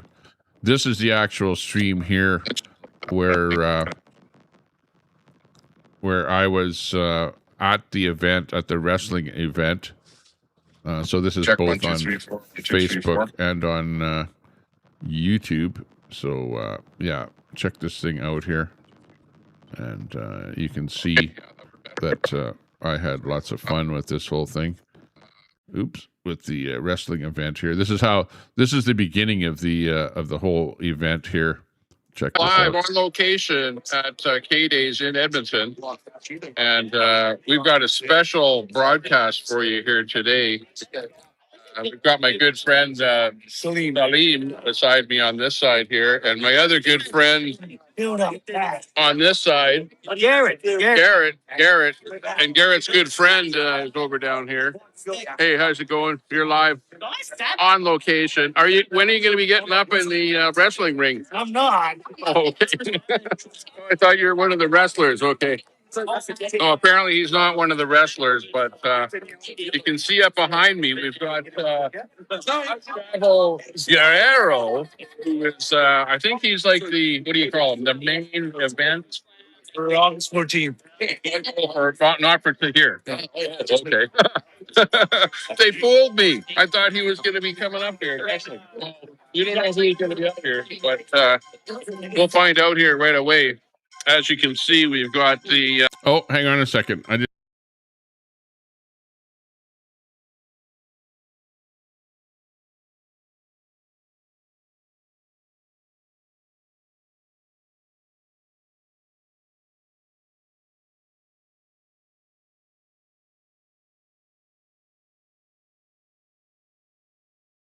Yeah, I just had a quick phone call there.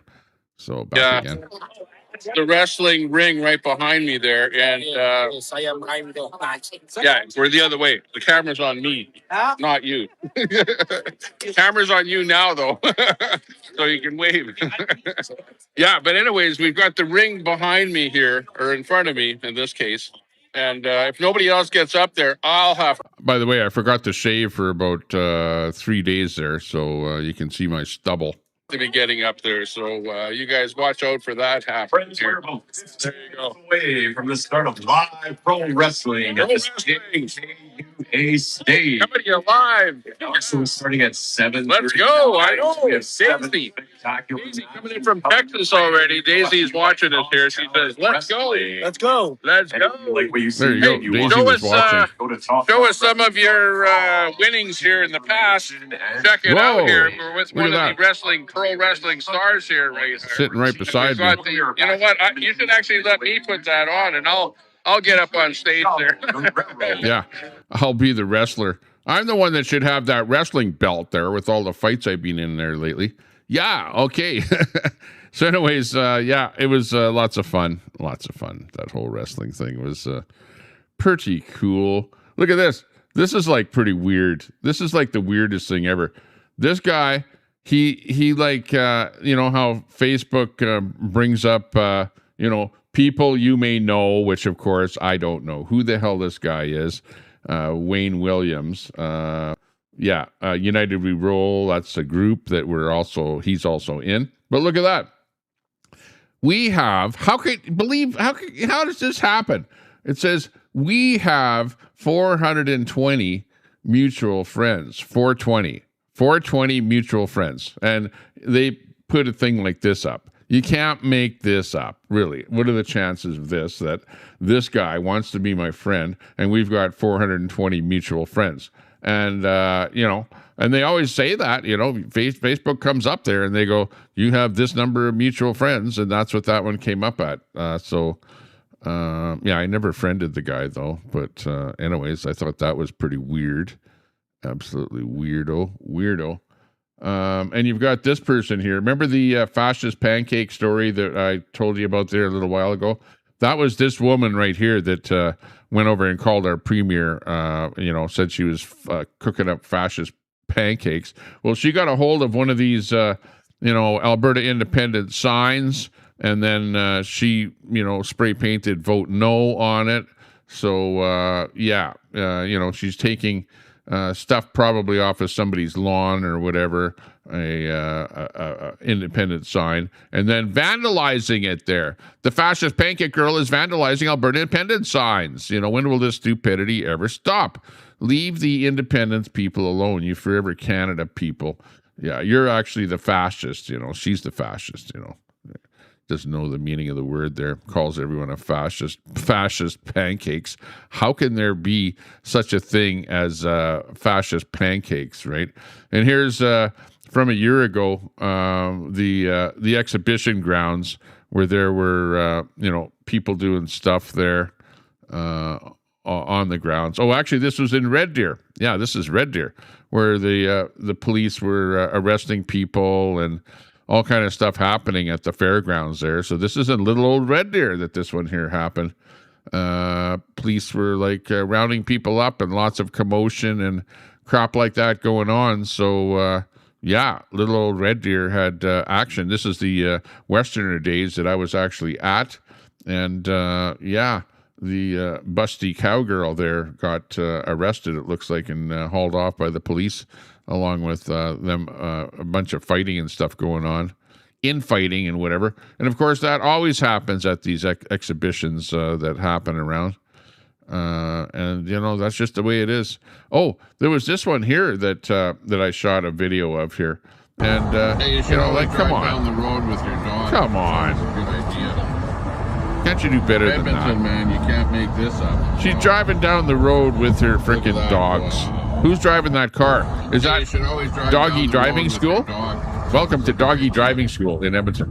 Unbelievable. Edmonton, man, you can't make this up. The dogs are driving. The woman is just sitting there, whatever. Check out this guy's license putting plate on lipstick or something like that. stuff like this happen. We're at Tommy Guns. We're at, hey, we got something in common, Mike. We were at the festival there in Red Deer, and I ran across this guy here with Tommy Gunn Barbershop. Really? Tommy Gunn? I thought, whoa, Tommy, that's the same name as me. Let's do a video with him and, find out what he's all about here. I'm Tommy Temper here. We're at Tommy Guns. Hey, we got something in common, my first name. And I'm going to get a little hair trim, like the sideburns here are getting a little bit overgrown. So, that's what we're up to today at Western Days in Red Deer. So come on down here. Check out Tommy Guns. They're giving away lots of stuff here, and you can maybe get your hair done too. Yeah. Yes, sir. Look at, hey, where are you guys located? You guys are in Red Deer. We're in East Hill. Yeah. Bauer or Golden West. That's where we're all there. Okay, sounds good. Thanks a lot, and thanks for the free haircut. Wow, I like the price down here, that's for sure. I'm Tommy Temper here. We're at Tommy Guns. And you know what? Hey, he actually did give me a free haircut there too. He gave me what I would classify as a buzz cut because he shaved off all my hair. I don't have too much hair as it is anyways. I'm a little bit like a bowling ball, but he shaved off, or I've got that hair around this part of my head and whatever. And of course, I like to wear a baseball cap or something like that. You very rarely ever see me without a baseball cap on when I'm doing my podcast here. But the sideburns were getting a little bit fuzzy, so he just gave me that buzz cut, the number one lowest setting on his little shaver there, and just shaved off every hair on my billiard ball head, and I'm feeling a lot better. I'll tell you that. Parroting dumb shit. Yeah. Now people are starting to figure it the fuck out. That's right. I know. Oh, hey, look it. This is me when I was live. Hey, everyone. You're watching Tommy Temper Live. We're coming in from Sylvan Lake. That's right. And we're at Sylvan Lake. Look at short for you here today. Look at I'm changing my shirt, too. Doing a bunch of We're going from the black shirt and we were at the to the white shirt. Westerner Days in Red Deer. And because it is hot out there. I don't know what the temperature is going to today. Probably 27 degrees or whatever. That's hot for up here in Canada. We're in a bit of a, we got rid of that rain and the cloudiness and whatever, and it's trying to be sunshine out there today. I'm just looking out the window. Wow, I can look right behind me here too. And the sun is trying to pop out there, but it's a little bit, I would say, foggy or smoky. Not foggy, but smoky out there. So there's smoke in the air. So that's obscuring the sun a little bit, but it's also keeping the heat in. So we're probably going to be going up to 27 degrees or something like that here today. It is hot, and you don't want to be wearing a black shirt. In fact, I ordered some Tommy Temper hats that are white with black on the top here so that I can wear a white Tommy Temper hat. Right now I'm wearing that Alberta Independence blue hat with a logo, the Alberta, wrong side here. The Alberta logo on this side. And I should actually put on the studio cam with my flag in the back there. We're pro Alberta independence. We're still flying that blue flag, and you can see in front of the mountains. And where I live right now, right here in Sylvan Lake, you cannot see the mountains from here. But this is absolutely the foothills. Absolutely, this is foothills to the mountains. And if you were to drive probably no more than about 45 minutes to the west from here, you will see the Rocky Mountains because they're out there. They don't look like this because you're not quite that close. But the closer you drive, well, then you get into the mountains that look like this with snow on the mountains there. Even in the summertime, there's snow up there because they are high. Our elevation here is actually quite high where I'm at. Like when you go to cook stuff, it doesn't matter what I buy from the store. I don't care if it's macaroni or pizza or frozen pizza or frozen anything or whatever it says on the package. If it says to cook it for 15 minutes, well, it probably won't even be done after 20 minutes. You know what I mean? Like, it takes longer to cook things. When you're boiling water and stuff like that, it takes longer to, you know, get stuff, you know, like let's say you're cooking noodles or something like that. You know, normally at probably sea level, they cook, you know, at a certain time, but where we're at here, it just seems like it takes longer to cook stuff. So whatever the package says, you may as well add, you know, 5 or 10 minutes onto that cooking time to get stuff cooked where we're at here. The only thing that actually doesn't work too bad here is the microwave oven. I think they work okay at all different sea levels. But yeah, we're very close to the mountains here anyways, in the foothills. You know, as the land kind of rises up and up and up, the closer to the mountains that you get. And that's kind of where we're at here. Yeah, it's foggy. I can't even see the other side of the shore. If I put this photo back up there again, you can see... Oh, maybe you can't see. You can see that on this particular day, you can see the water, and then you can see the... In fact, it was even smoky on that day. You can see smokiness on the shoreline on the other end of the water there. But, yeah, definitely clearer on that day than it is today. Today, it's just, you know, smoky out there. So, yeah, we can actually do better. Deb's Crazy Daily. Hey, good to see you. I like the fact that you're Russian, Roman, and Italian. And what's that about? Russian hands and Roman fingers. What's that joke about there? Romans, friends, countrymen. Yeah, I like that saying. But good to see you there, Deb's Crazy Daily in the chat. Whoa, big ups to you. Thanks a lot for joining us here on the Temper Show. We like all of the friends being in the chat here. Good to see you, K9, popping in there. Good to see you, K9. Big ups to you. Thanks a lot for enjoying us here. Thanks a lot for all the chat going on there. We got Phoenix Tide in there, coming in there. Thanks a lot, by the way, anybody that has donated to my channel in the past and become a member of my channel. I know I don't give a lot of recognition to a lot of the people that, you know, have donated and become members of my channel. But if you're a member of my channel, thank you very much. You know, you can hit that join button at the bottom there on your YouTube channel. All the other places where I stream, like Kick, Facebook, Twitch, and X. I'm not monetized on any of those streams. I'm only monetized on the Tommy Temper Show on YouTube. I'm also coming to you on PressPad on YouTube, Local Celebrities, and Channel Reviews. I'm not monetized on any of those channels. So come on over here to the Tommy Temper Show. People say, hey, they're watching on Facebook, and we go, Tommy, what's going on with all those comments on your show there? I see them coming up on your screen and crap like that, but I don't see it on my platform. Well, that's because you're watching over on Fascist Book there or some other platform, and everyone comes over here to YouTube and comments here, just like Christine on there. Hey, or so, Christiane, Amanpour. Oh, wow. That's pretty cool.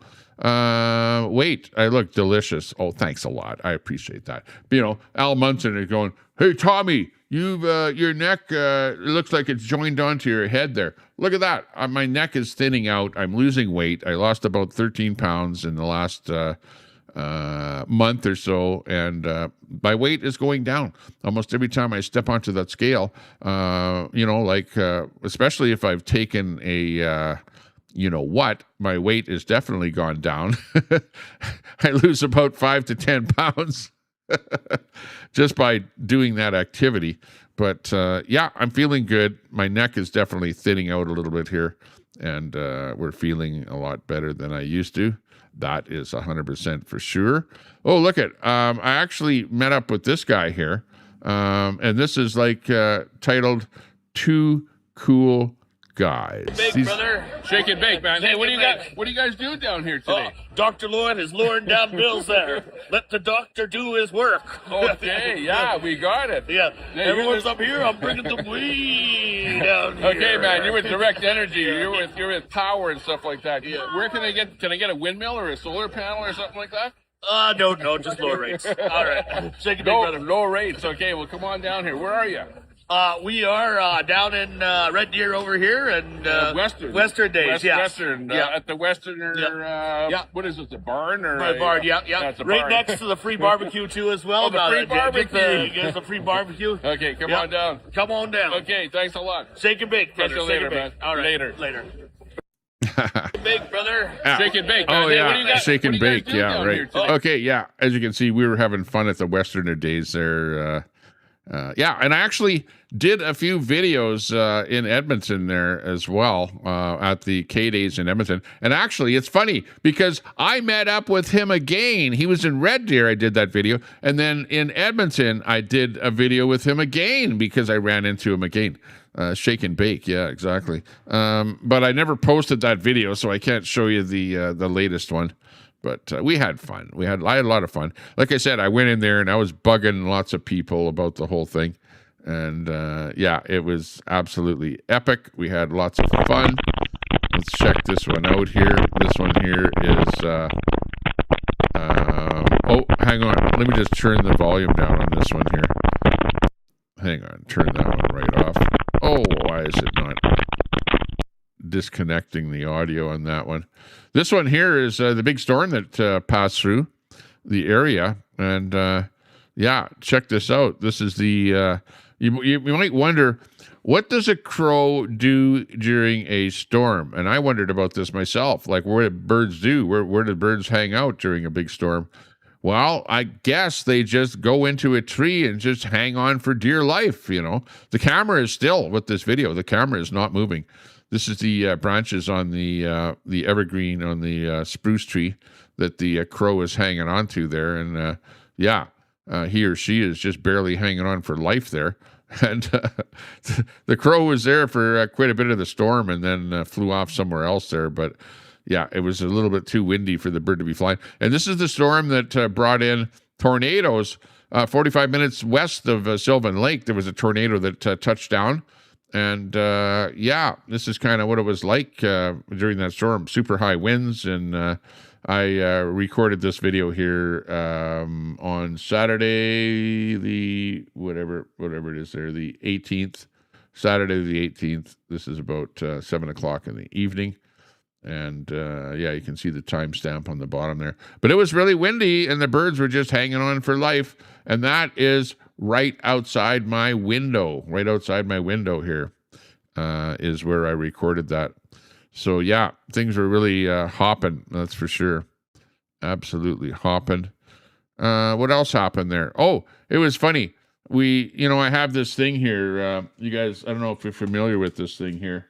I'm not promoting anything here on my channel here, but I've got this thing here. Of course, it looks like a pair of headphones, but it's an air blower. Air gets sucked into these two earpiece pieces here, and then the air blows out of this whole thing. You put it on like this, pointing upward, and it just keeps your neck really nice and cool. Nice and cool. Check. Oh, I just turned down my earphone here. I can't hear myself there. There we go. But it keeps your neck nice and cool. And I had one there at the exhibition grounds, and we found a table where nobody was sitting there. And then I decided, hey, we're going to do a prank here, and we'll do a prank by selling something or other at the booth here. And I decided to sell the air conditioning unit there. And this is part of it here. I don't actually show the prank part of it here, but this is the setup on the whole thing. Let's see. At the days in Red Deer, and let me start it over we were here. after here. And guess what? We've got a booth here at the festival at the Western Days in Red Deer, and we were actually selling this product here at this booth here. And it's just a prank though, right? It's a prank booth, right?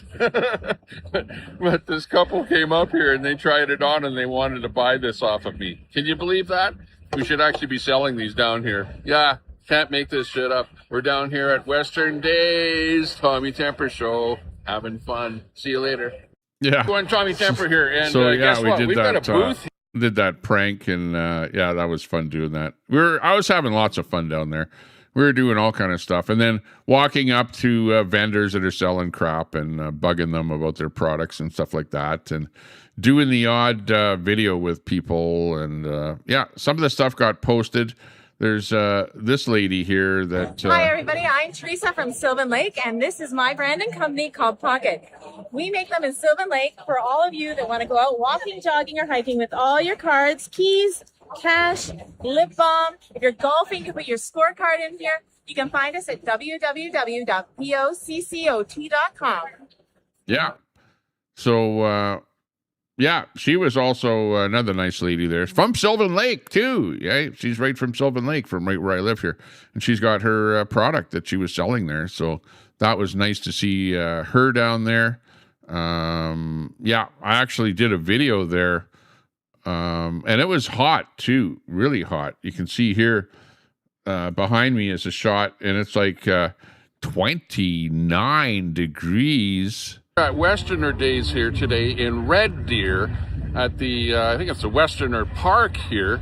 And it's a virtual mecca of people down here. You've got all kind of rides and stuff going on. And I'm going to go inside of the pavilion here right away and check out some of the people that are selling mops and hand cream and crap like that right into that building right there. Because it's 29 freaking degrees out here. And even with this little cooler here, we're sweating. So, hey, check out some action inside. Yeah.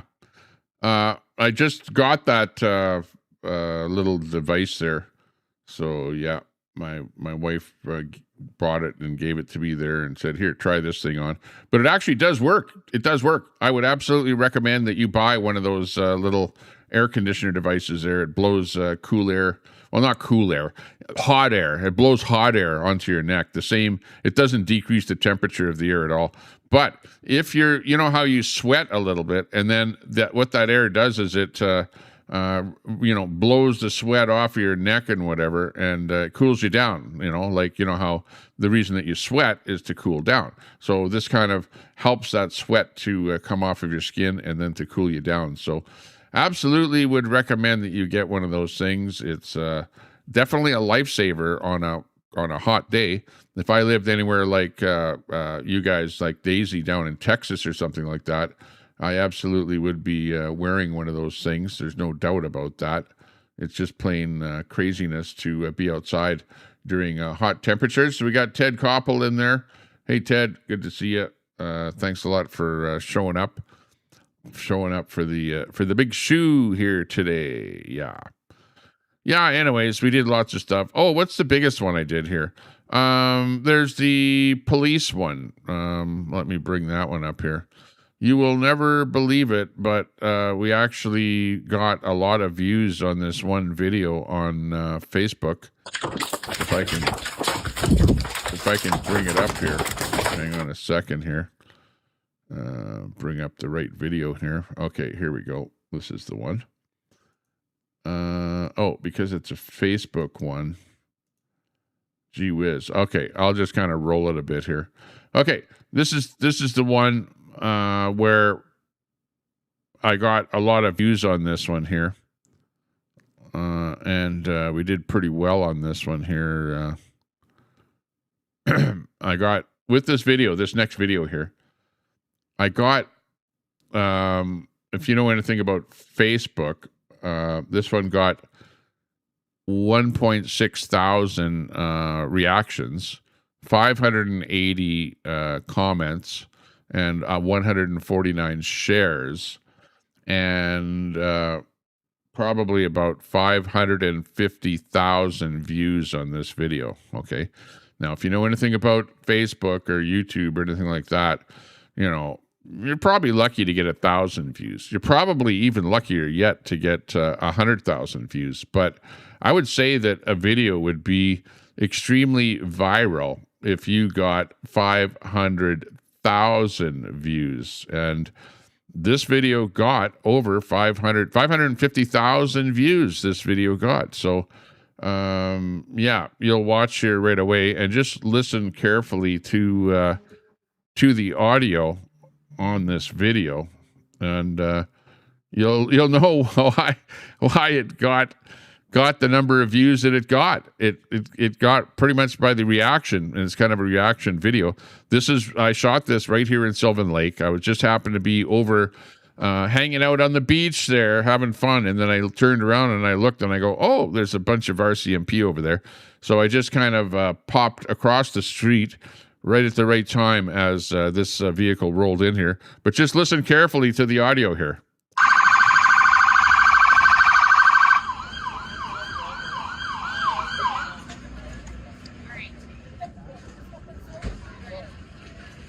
He's pissed off. Uh-oh. Looks like action down at the motel. Every day, pretty much. She trips over the door. Can't make this stuff up.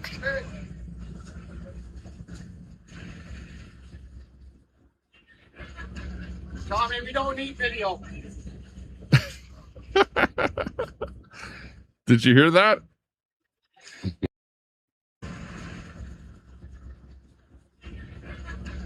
Tommy, we don't need video.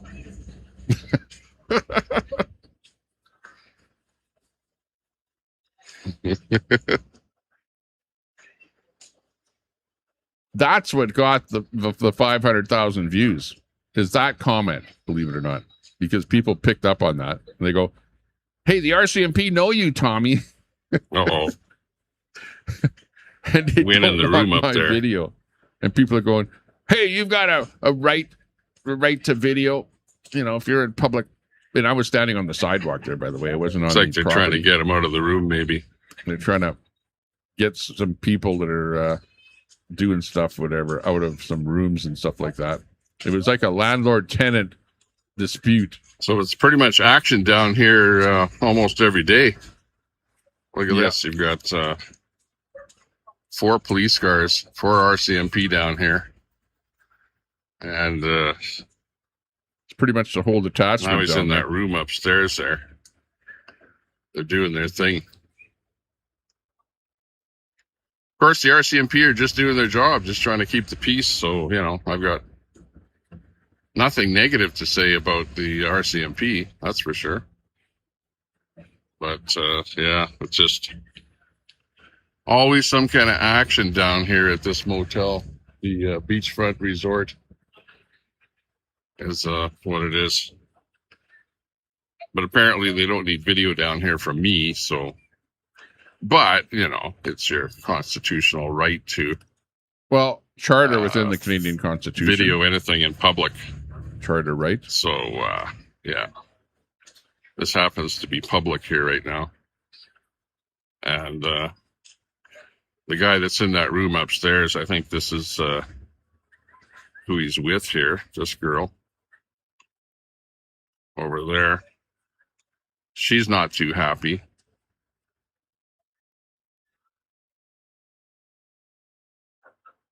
And, it looks like they've got the door open a little bit there, and they're talking to the guy that's inside there. But it's the old landlord-tenant dispute here, where there's apparently people living here, and the landlord, the people with the motel, want some people out of the motel is basically what it's about here. Pretty much an ongoing thing at the motel. Every time I go here, there's food. Yeah, pretty much every time I even come by here, there's police cars down here, RCMP. So we'll see what happens here. Yeah. So anyways, that was the video. That was it. And I kind of cut it there and whatever. No, you know, there wasn't too much else worth recording that I saw. Well, Actually, there was earlier, before those guys arrived, there was a little bit more action happening there. Let me cut to that video that I shot just before that, where they were locking up a guy in handcuffs. So they did actually take a guy away from that location, as you can see here in this video. Put the handcuffs on him and searched him and loaded him into the car. Just another day in Sylvan Lake. Yeah, pretty much. Just another day. And it's a busy day too. You know, but of beach course, is complete. You know, when people are working on the job, part of it probably union. I don't know if the RCMP are union or not, but I know that unionists definitely don't like being videoed on while they're working. There's no doubt about that. But if you're a public servant and you're in the public and other people are in public, expect to be videoed. You know, like expect it. Expect that it's going to happen. And don't try and stand in the way of the media, you know. And let's face it, when I get 500,000 views on a video, I'm the media. I'm now the media. I'm not just, you know, some guy with a YouTube channel anymore or a Facebook page, you know. Like, I get the numbers. The numbers are out there. You know, I'm not trying to give myself a pat on the back, but, you know, if I want to say something in public, you know, or do something, you know, like I know I'm being shadow banned on Facebook with my videos, with my live videos, absolutely. But my post, especially my little vertical posts on Facebook, are getting literally thousands and thousands and thousands of views. So if I want to say something, I go on Facebook, I go vertical, I do my thing, whatever, we get the big numbers on the views. But yeah, you know, stuff happens in Sylvan Lake, and you know, I don't care whether it's good or bad. You know, I'm gonna be there, and if I'm standing there, my little cell phone is, you know, my video camera. I'm gonna turn it on. I'm gonna do a video, and I'm gonna post it. And I don't give a shit what anybody else says out there. That's it. If you don't like the publicity, well, don't be out in public.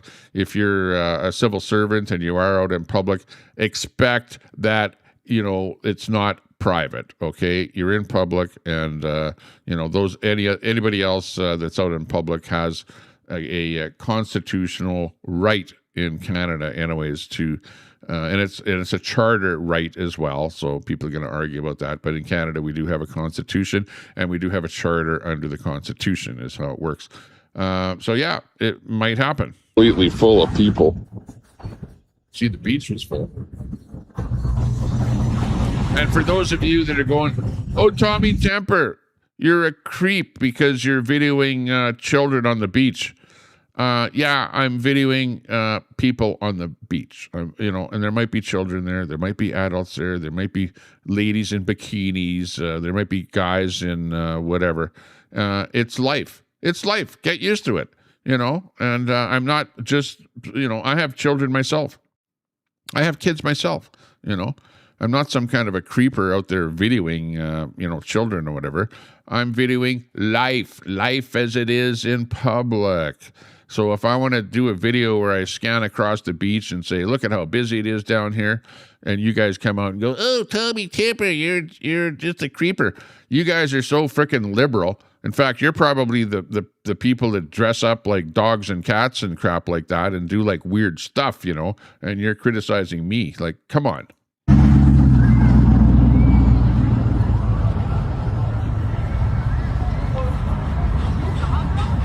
Oh, and this guy here looks like one arrest. Yeah, you can see with no shirt on there. He actually comes running up to me and he goes, I know you, aren't you Tommy Temper? And I'm going, oh my God, you know, like people are getting to know me. Even the cop knows me. This guy knows me. It's like so many people know me now in Sylvan Lake because I post stuff on the Sylvan Lake Facebook groups there. If you're on Facebook and you're in a Sylvan Lake group, well, then you definitely know Tommy Temper. And in the police car at the moment, or detained anyway.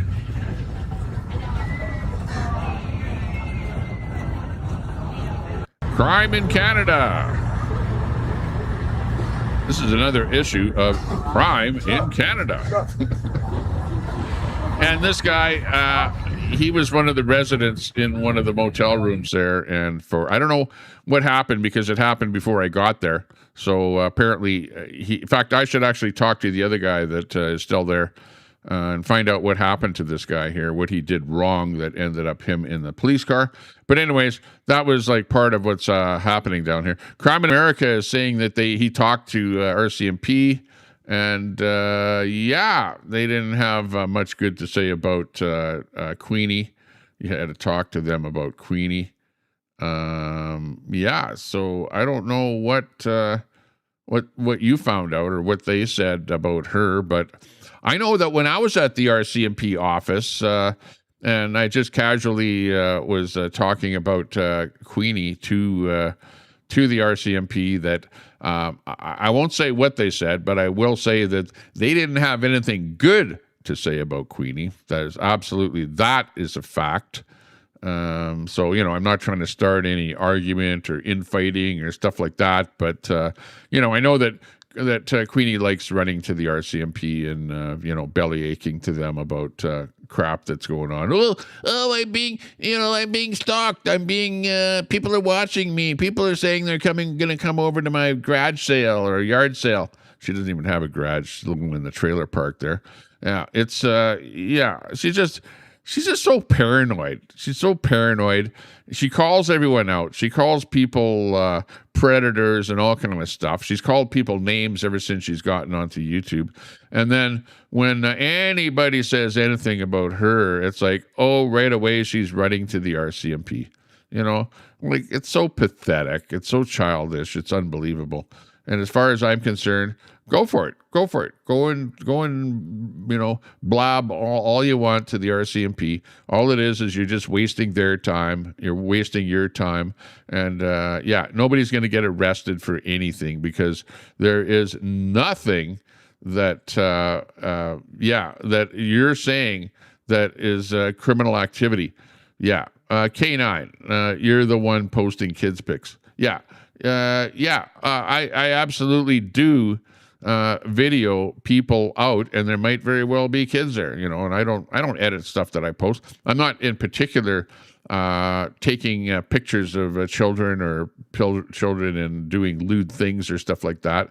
But if there happen to be families and stuff like that, hey, they're going to be a part of the video. And that's all there is to it. So suck it up, K9.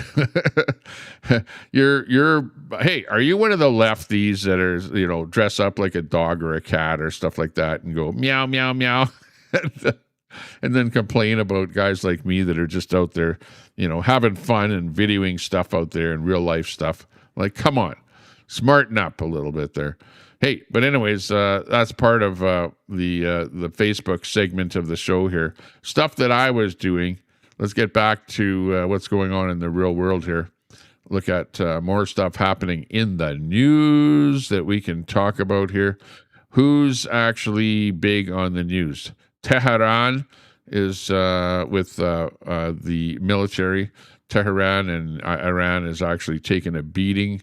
Not confirmed, but tonight's tactic looks familiar. Israel, minutes before the U.S. strike, swarms of small drones reportedly exposed Iran's air defense positions around Tehran. Once revealed, the U.S. struck it successfully. So that actually happened there last night. So the U.S. is hammering the positions in Tehran by the looks of it. And this video is coming out here. This is actually fire in Tehran.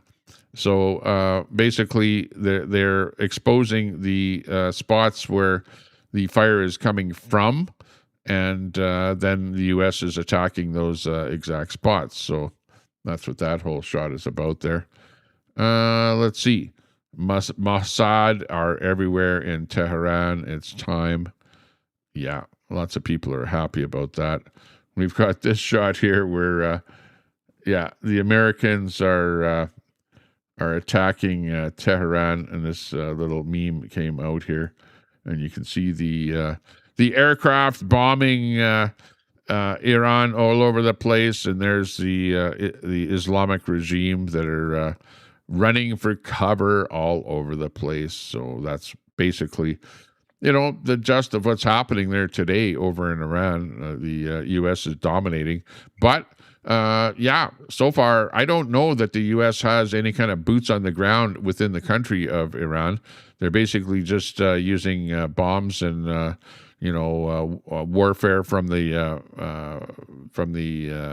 U.S. Aircraft, the military, and they're basically taking out every spot that they know that is, being occupied by the Iranians. That's what's happening.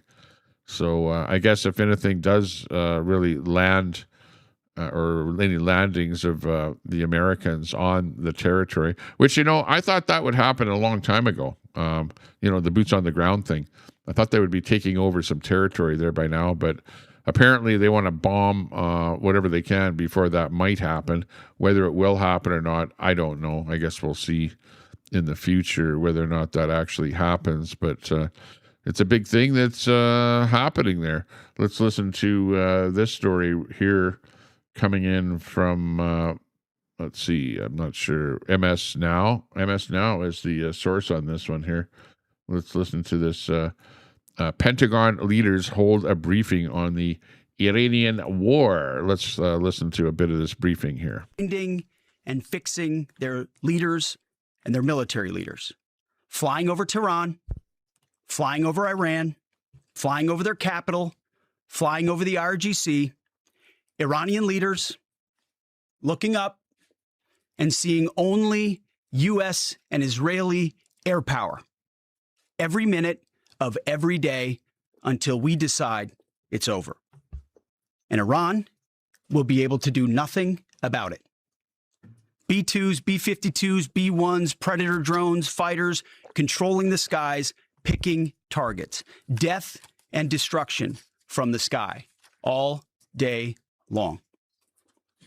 We're playing for keeps. Our warfighters have maximum authorities granted personally by the president and yours truly. Our rules of engagement are bold, precise, and designed to unleash American power, not shackle it. This was never meant to be a fair fight, and it is not a fair fight. We are punching them while they're down, which is exactly how it should be. Yeah. I'm just looking at that comment there by Troy. Troy's got that comment there. He says,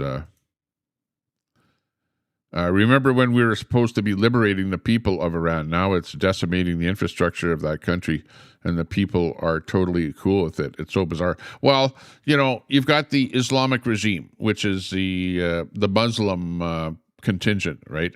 They're the ones that have taken over Iran. And then you've got the people that are the Christians, or the Persians. And actually, Iran is a Persian country. And it's a Christian country.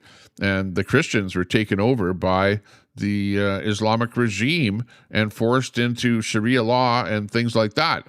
Like back in the day, Iran was like a free country. You had women wearing bikinis on the beach, miniskirts, no burqas. It was like, a Western country.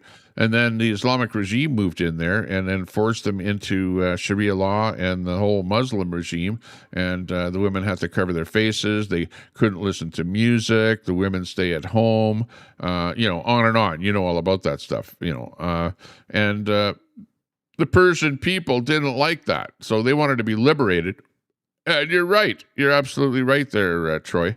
We're supposed to be liberating the people, but as it turns out, the Islamic regime has quite a bit of power in Iran, and it's not just a matter of bombing a little bit of stuff, but it's looking like almost like the Americans have to actually go boots in the ground to liberate the Persians from the Islamic regime. Is what it's turning out to be. So, like, that's kind of the story in a nutshell. And we're at that point in time where the Islamic regime, once they got battered a little bit, said, "Okay, well, you guys, we're going to basically mine the Strait of Hormuz and make sure that the oil tankers don't get through." And that whole thing has come up, and now you have ships, and oil prices are sky high. Ships aren't able to cross. Iran is saying, yeah, they'll let ships go through, but you're going to have to pay us a whole bunch of money, to kind of control that whole strait. And now you've got the Americans are like going in there full force and going, okay, we tried to negotiate with the Islamic regime. You cannot negotiate with a terrorist organization like that. They fund terrorism all over the Middle East, right? Money coming from Iran and from the Islamic regime. And, I'm not making this stuff up. This is just the way it is. Like, I've got friends that I talk to that are Persians living in Canada here now. I've actually been to Iran myself. I've lived in Iran, so I know exactly what it's like to live in Iran and what's happened to the country. And that's just basically it. In my mind, the Persians in Iran need liberation from the Islamic regime. And, that's my take on the whole thing. Other people may think, well, I think that the Islamic regime is good for the area there. They should still be in power, and they should still be running the show, and they should still be funding terrorism all around the Middle East there, So, you decide for yourself who's the good guy, who's the bad guy on that whole issue. Exactly. Let's see what Troy has to say on that one there. Protecting a country from nukes, but that country has nukes with no oversight. Yeah, exactly. Well, Iran is trying to produce a nuke. Maybe they already have a nuclear bomb. Maybe they have already, what would you call it? Taken the uranium material and, refined it to the point where they can make a nuclear bomb. Maybe they already have a nuclear bomb. I don't know. Nobody really knows because, they're just that kind of a country where they're trying to produce the nuclear bomb, and the rest of the world is going, no nuclear bomb. Stop the nuclear bomb. We don't want that. The worst thing in the world is to have the terrorists to have a nuclear bomb. We don't want that. So that's what the whole thing is about. And Israel knows that if Iran has the nuclear bomb, guess who the first country is going to be that gets a strike from the nuclear bomb? It might be Israel. It just might be Israel. And Israel buys a lot of weapons, is supplied with a lot of weapons from the United States. Where do you think they get their weapons from? And Israel is very liked by the United States, right? They have a good working relationship there. In fact, it's both the United States and Israel that are pounding Iran to try and get rid of that Islamic regime in Iran. Okay, so that's what that story is. I know a little bit about what's going on there because I've been following over a long period of time what's happening. And, my take on the whole thing is I remember what it was like when the Shah was running Iran and life was nice there. Life was great. People were drinking beer and people were smoking weed at the campus there at the university, and life was great, basically. But after the clampdown, holy geez, you couldn't even listen to music and stuff like that. And the women were wearing the burqa. They were pissed off, and, the rest is history. The rest is history. What can I say? We're not making this stuff up. Thanks a lot, everyone, for watching. I think I'm going to take a break. It is now 11. I've been live for a while here. I don't even know where that counter is here.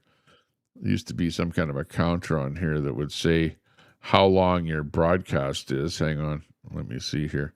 Oh, there it is. I had to make my screen go wider here to see the number. Oh, I pushed the wrong button there. 2 hours and 37 minutes I've been live. And have I gotten super chat? Does anyone see any kind of a super chat going by on my stream here? Come on, I didn't even get one super chat on the entire stream. Other people, they stream like, man, they do an hour stream and they get like super chat, super chat, super chat, super chat, and they only read their super chats. They don't even read anything else on their screen except their super chats. Me, I'm lucky if I get one super chat from Mama Red, or thank you very much, Mama Red. Or let's see, maybe I've gotten super chats from U-Haul, from Phoenix. Even got super chats from Brett. over a period of time there. Thanks a lot, Brett. Thanks a lot to anyone and everyone that has ever given me a super chat on the channel. Do appreciate that. Ayatollah, I don't recall ever getting a super chat from you. You got to share. Come on, share that welfare money. Get it out. Yeah, sorry about that.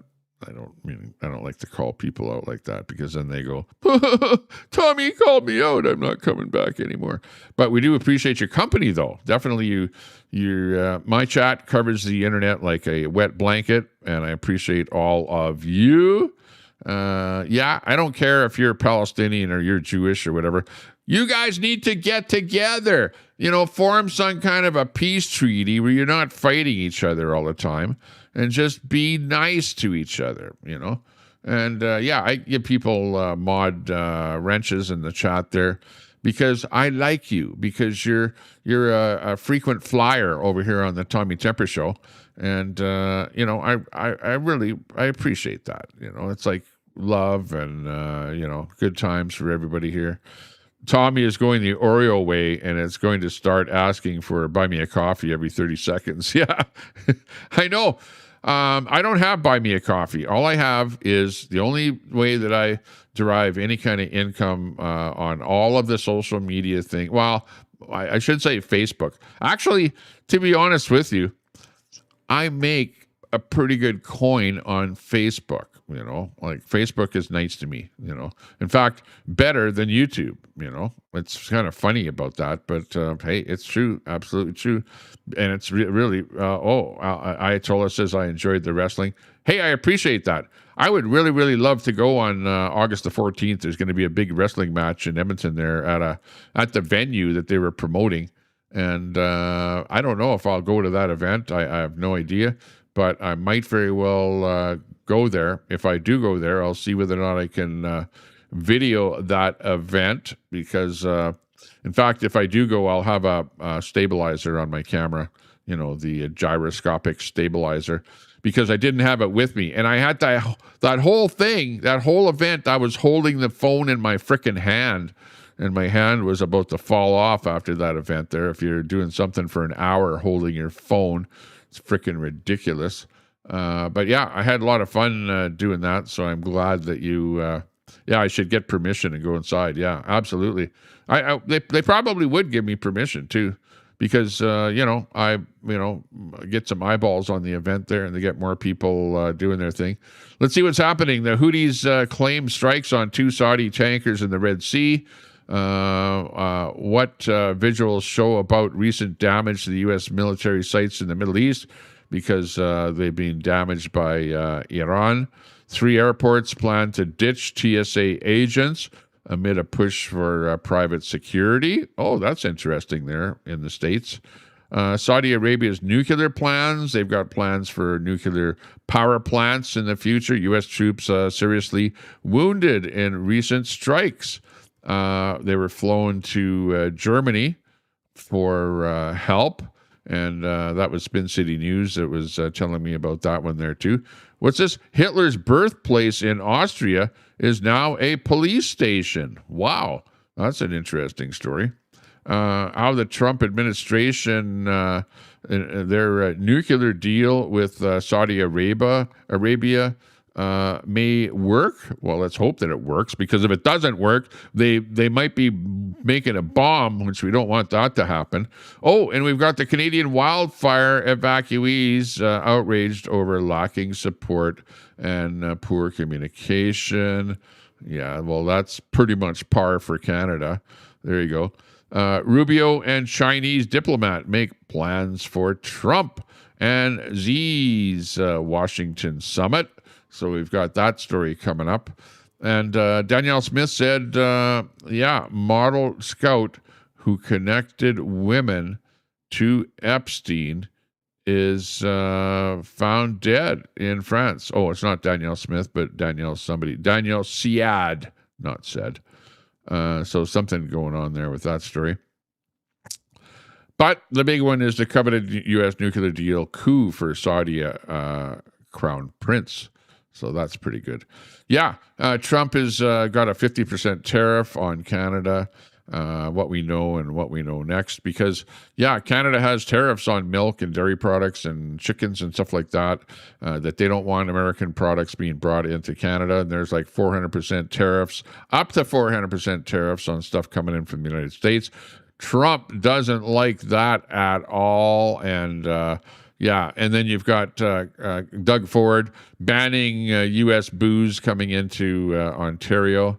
So there you go. Ukraine's new military chief faces a monumental test. Firing of Ukraine's top general signals the end of an era. Yeah. Oh, that's interesting there. And there was also a person that was in charge of the drones and all that kind of stuff got fired. That was it. A Mexican town was known for lettuce. Now it's because of cyclospora.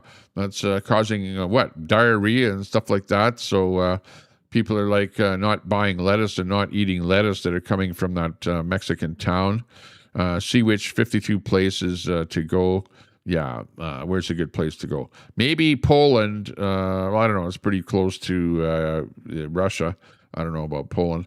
Bangkok, though. Yeah, that might be a safer place to go for a little bit of a holiday.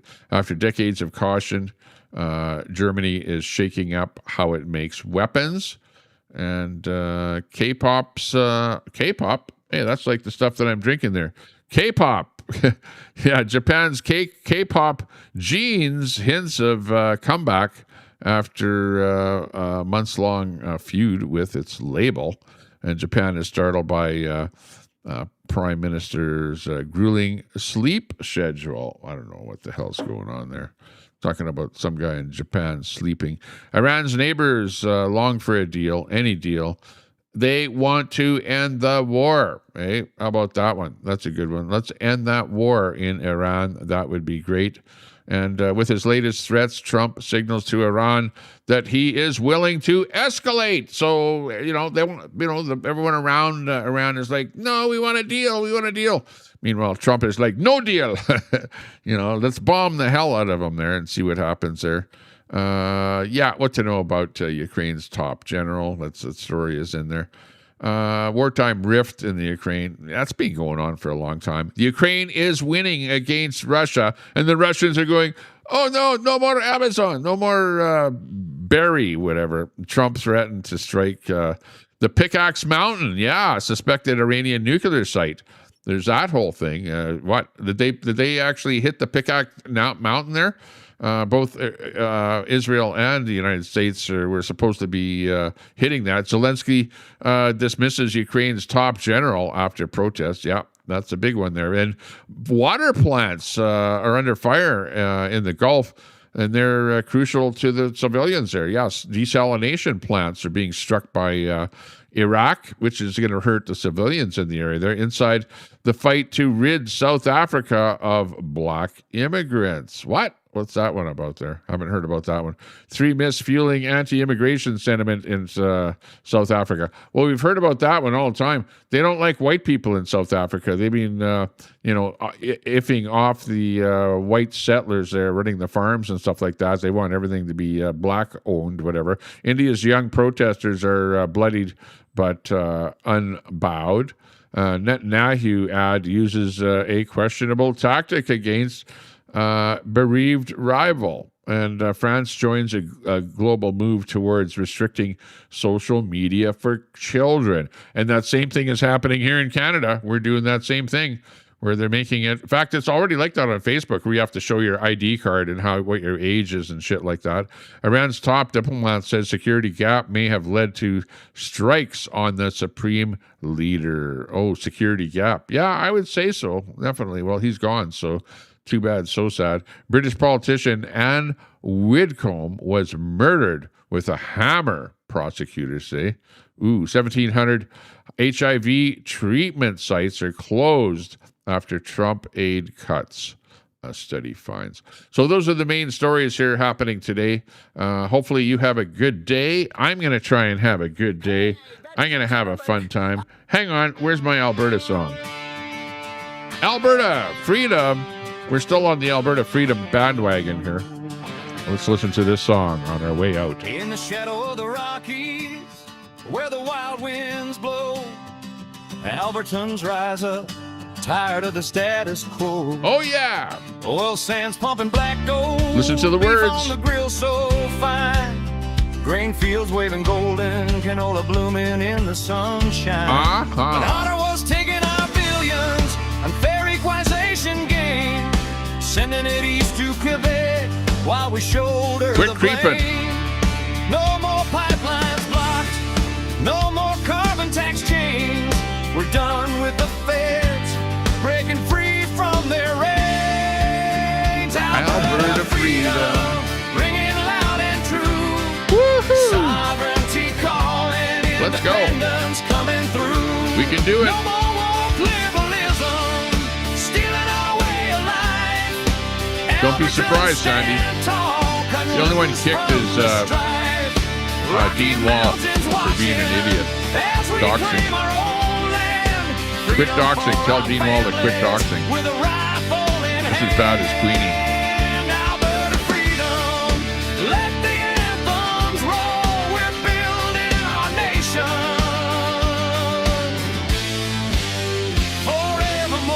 Forevermore. From the prairie to the peaks, where the eagles soar high. We're sick of the traitors calling us traitors. That's a lie. Oh, you got modded and then it got taken away. Oh, come on. Hard-earned pay while they push their agendas, turning That's night sad. into day. Beef ranchers and farmers, grain silos stand proud. Oil rigs turning profits under Alberta's cloud. No more begging for ports, landlocked but strong we stand. We'll negotiate our future with the world in our hands. That is terrible. Alberta freedom, ringing loud and true. Sovereignty calling, independence coming through. No more woke liberalism, stealing our way of life. Albertans stand tall, cutting loose from I know. I don't like a lot of what Bullet says and does. Honestly, I don't. Bullets, you know that. That's why I don't want to be a mod in your chat. Just so you know. And you're walking a fine line over here. I don't like doxing. Crap like that. Forevermore. They say it's illegal, but self-determination's all right. Like Ukraine from the Soviets, we'll fight through the night. No more sending our wealth to fund their endless schemes. Our pensions rising, fulfill I like you, Deb. dreams. Tired of the liberals, their rules and their games. Albertans awakening. Frequent flyer. Deb's Crazy Daily. Check out your channel. If anyone has a channel and you want to promote your channel, type in !link right now so my bot can show your channel. Do it to it. Have some fun.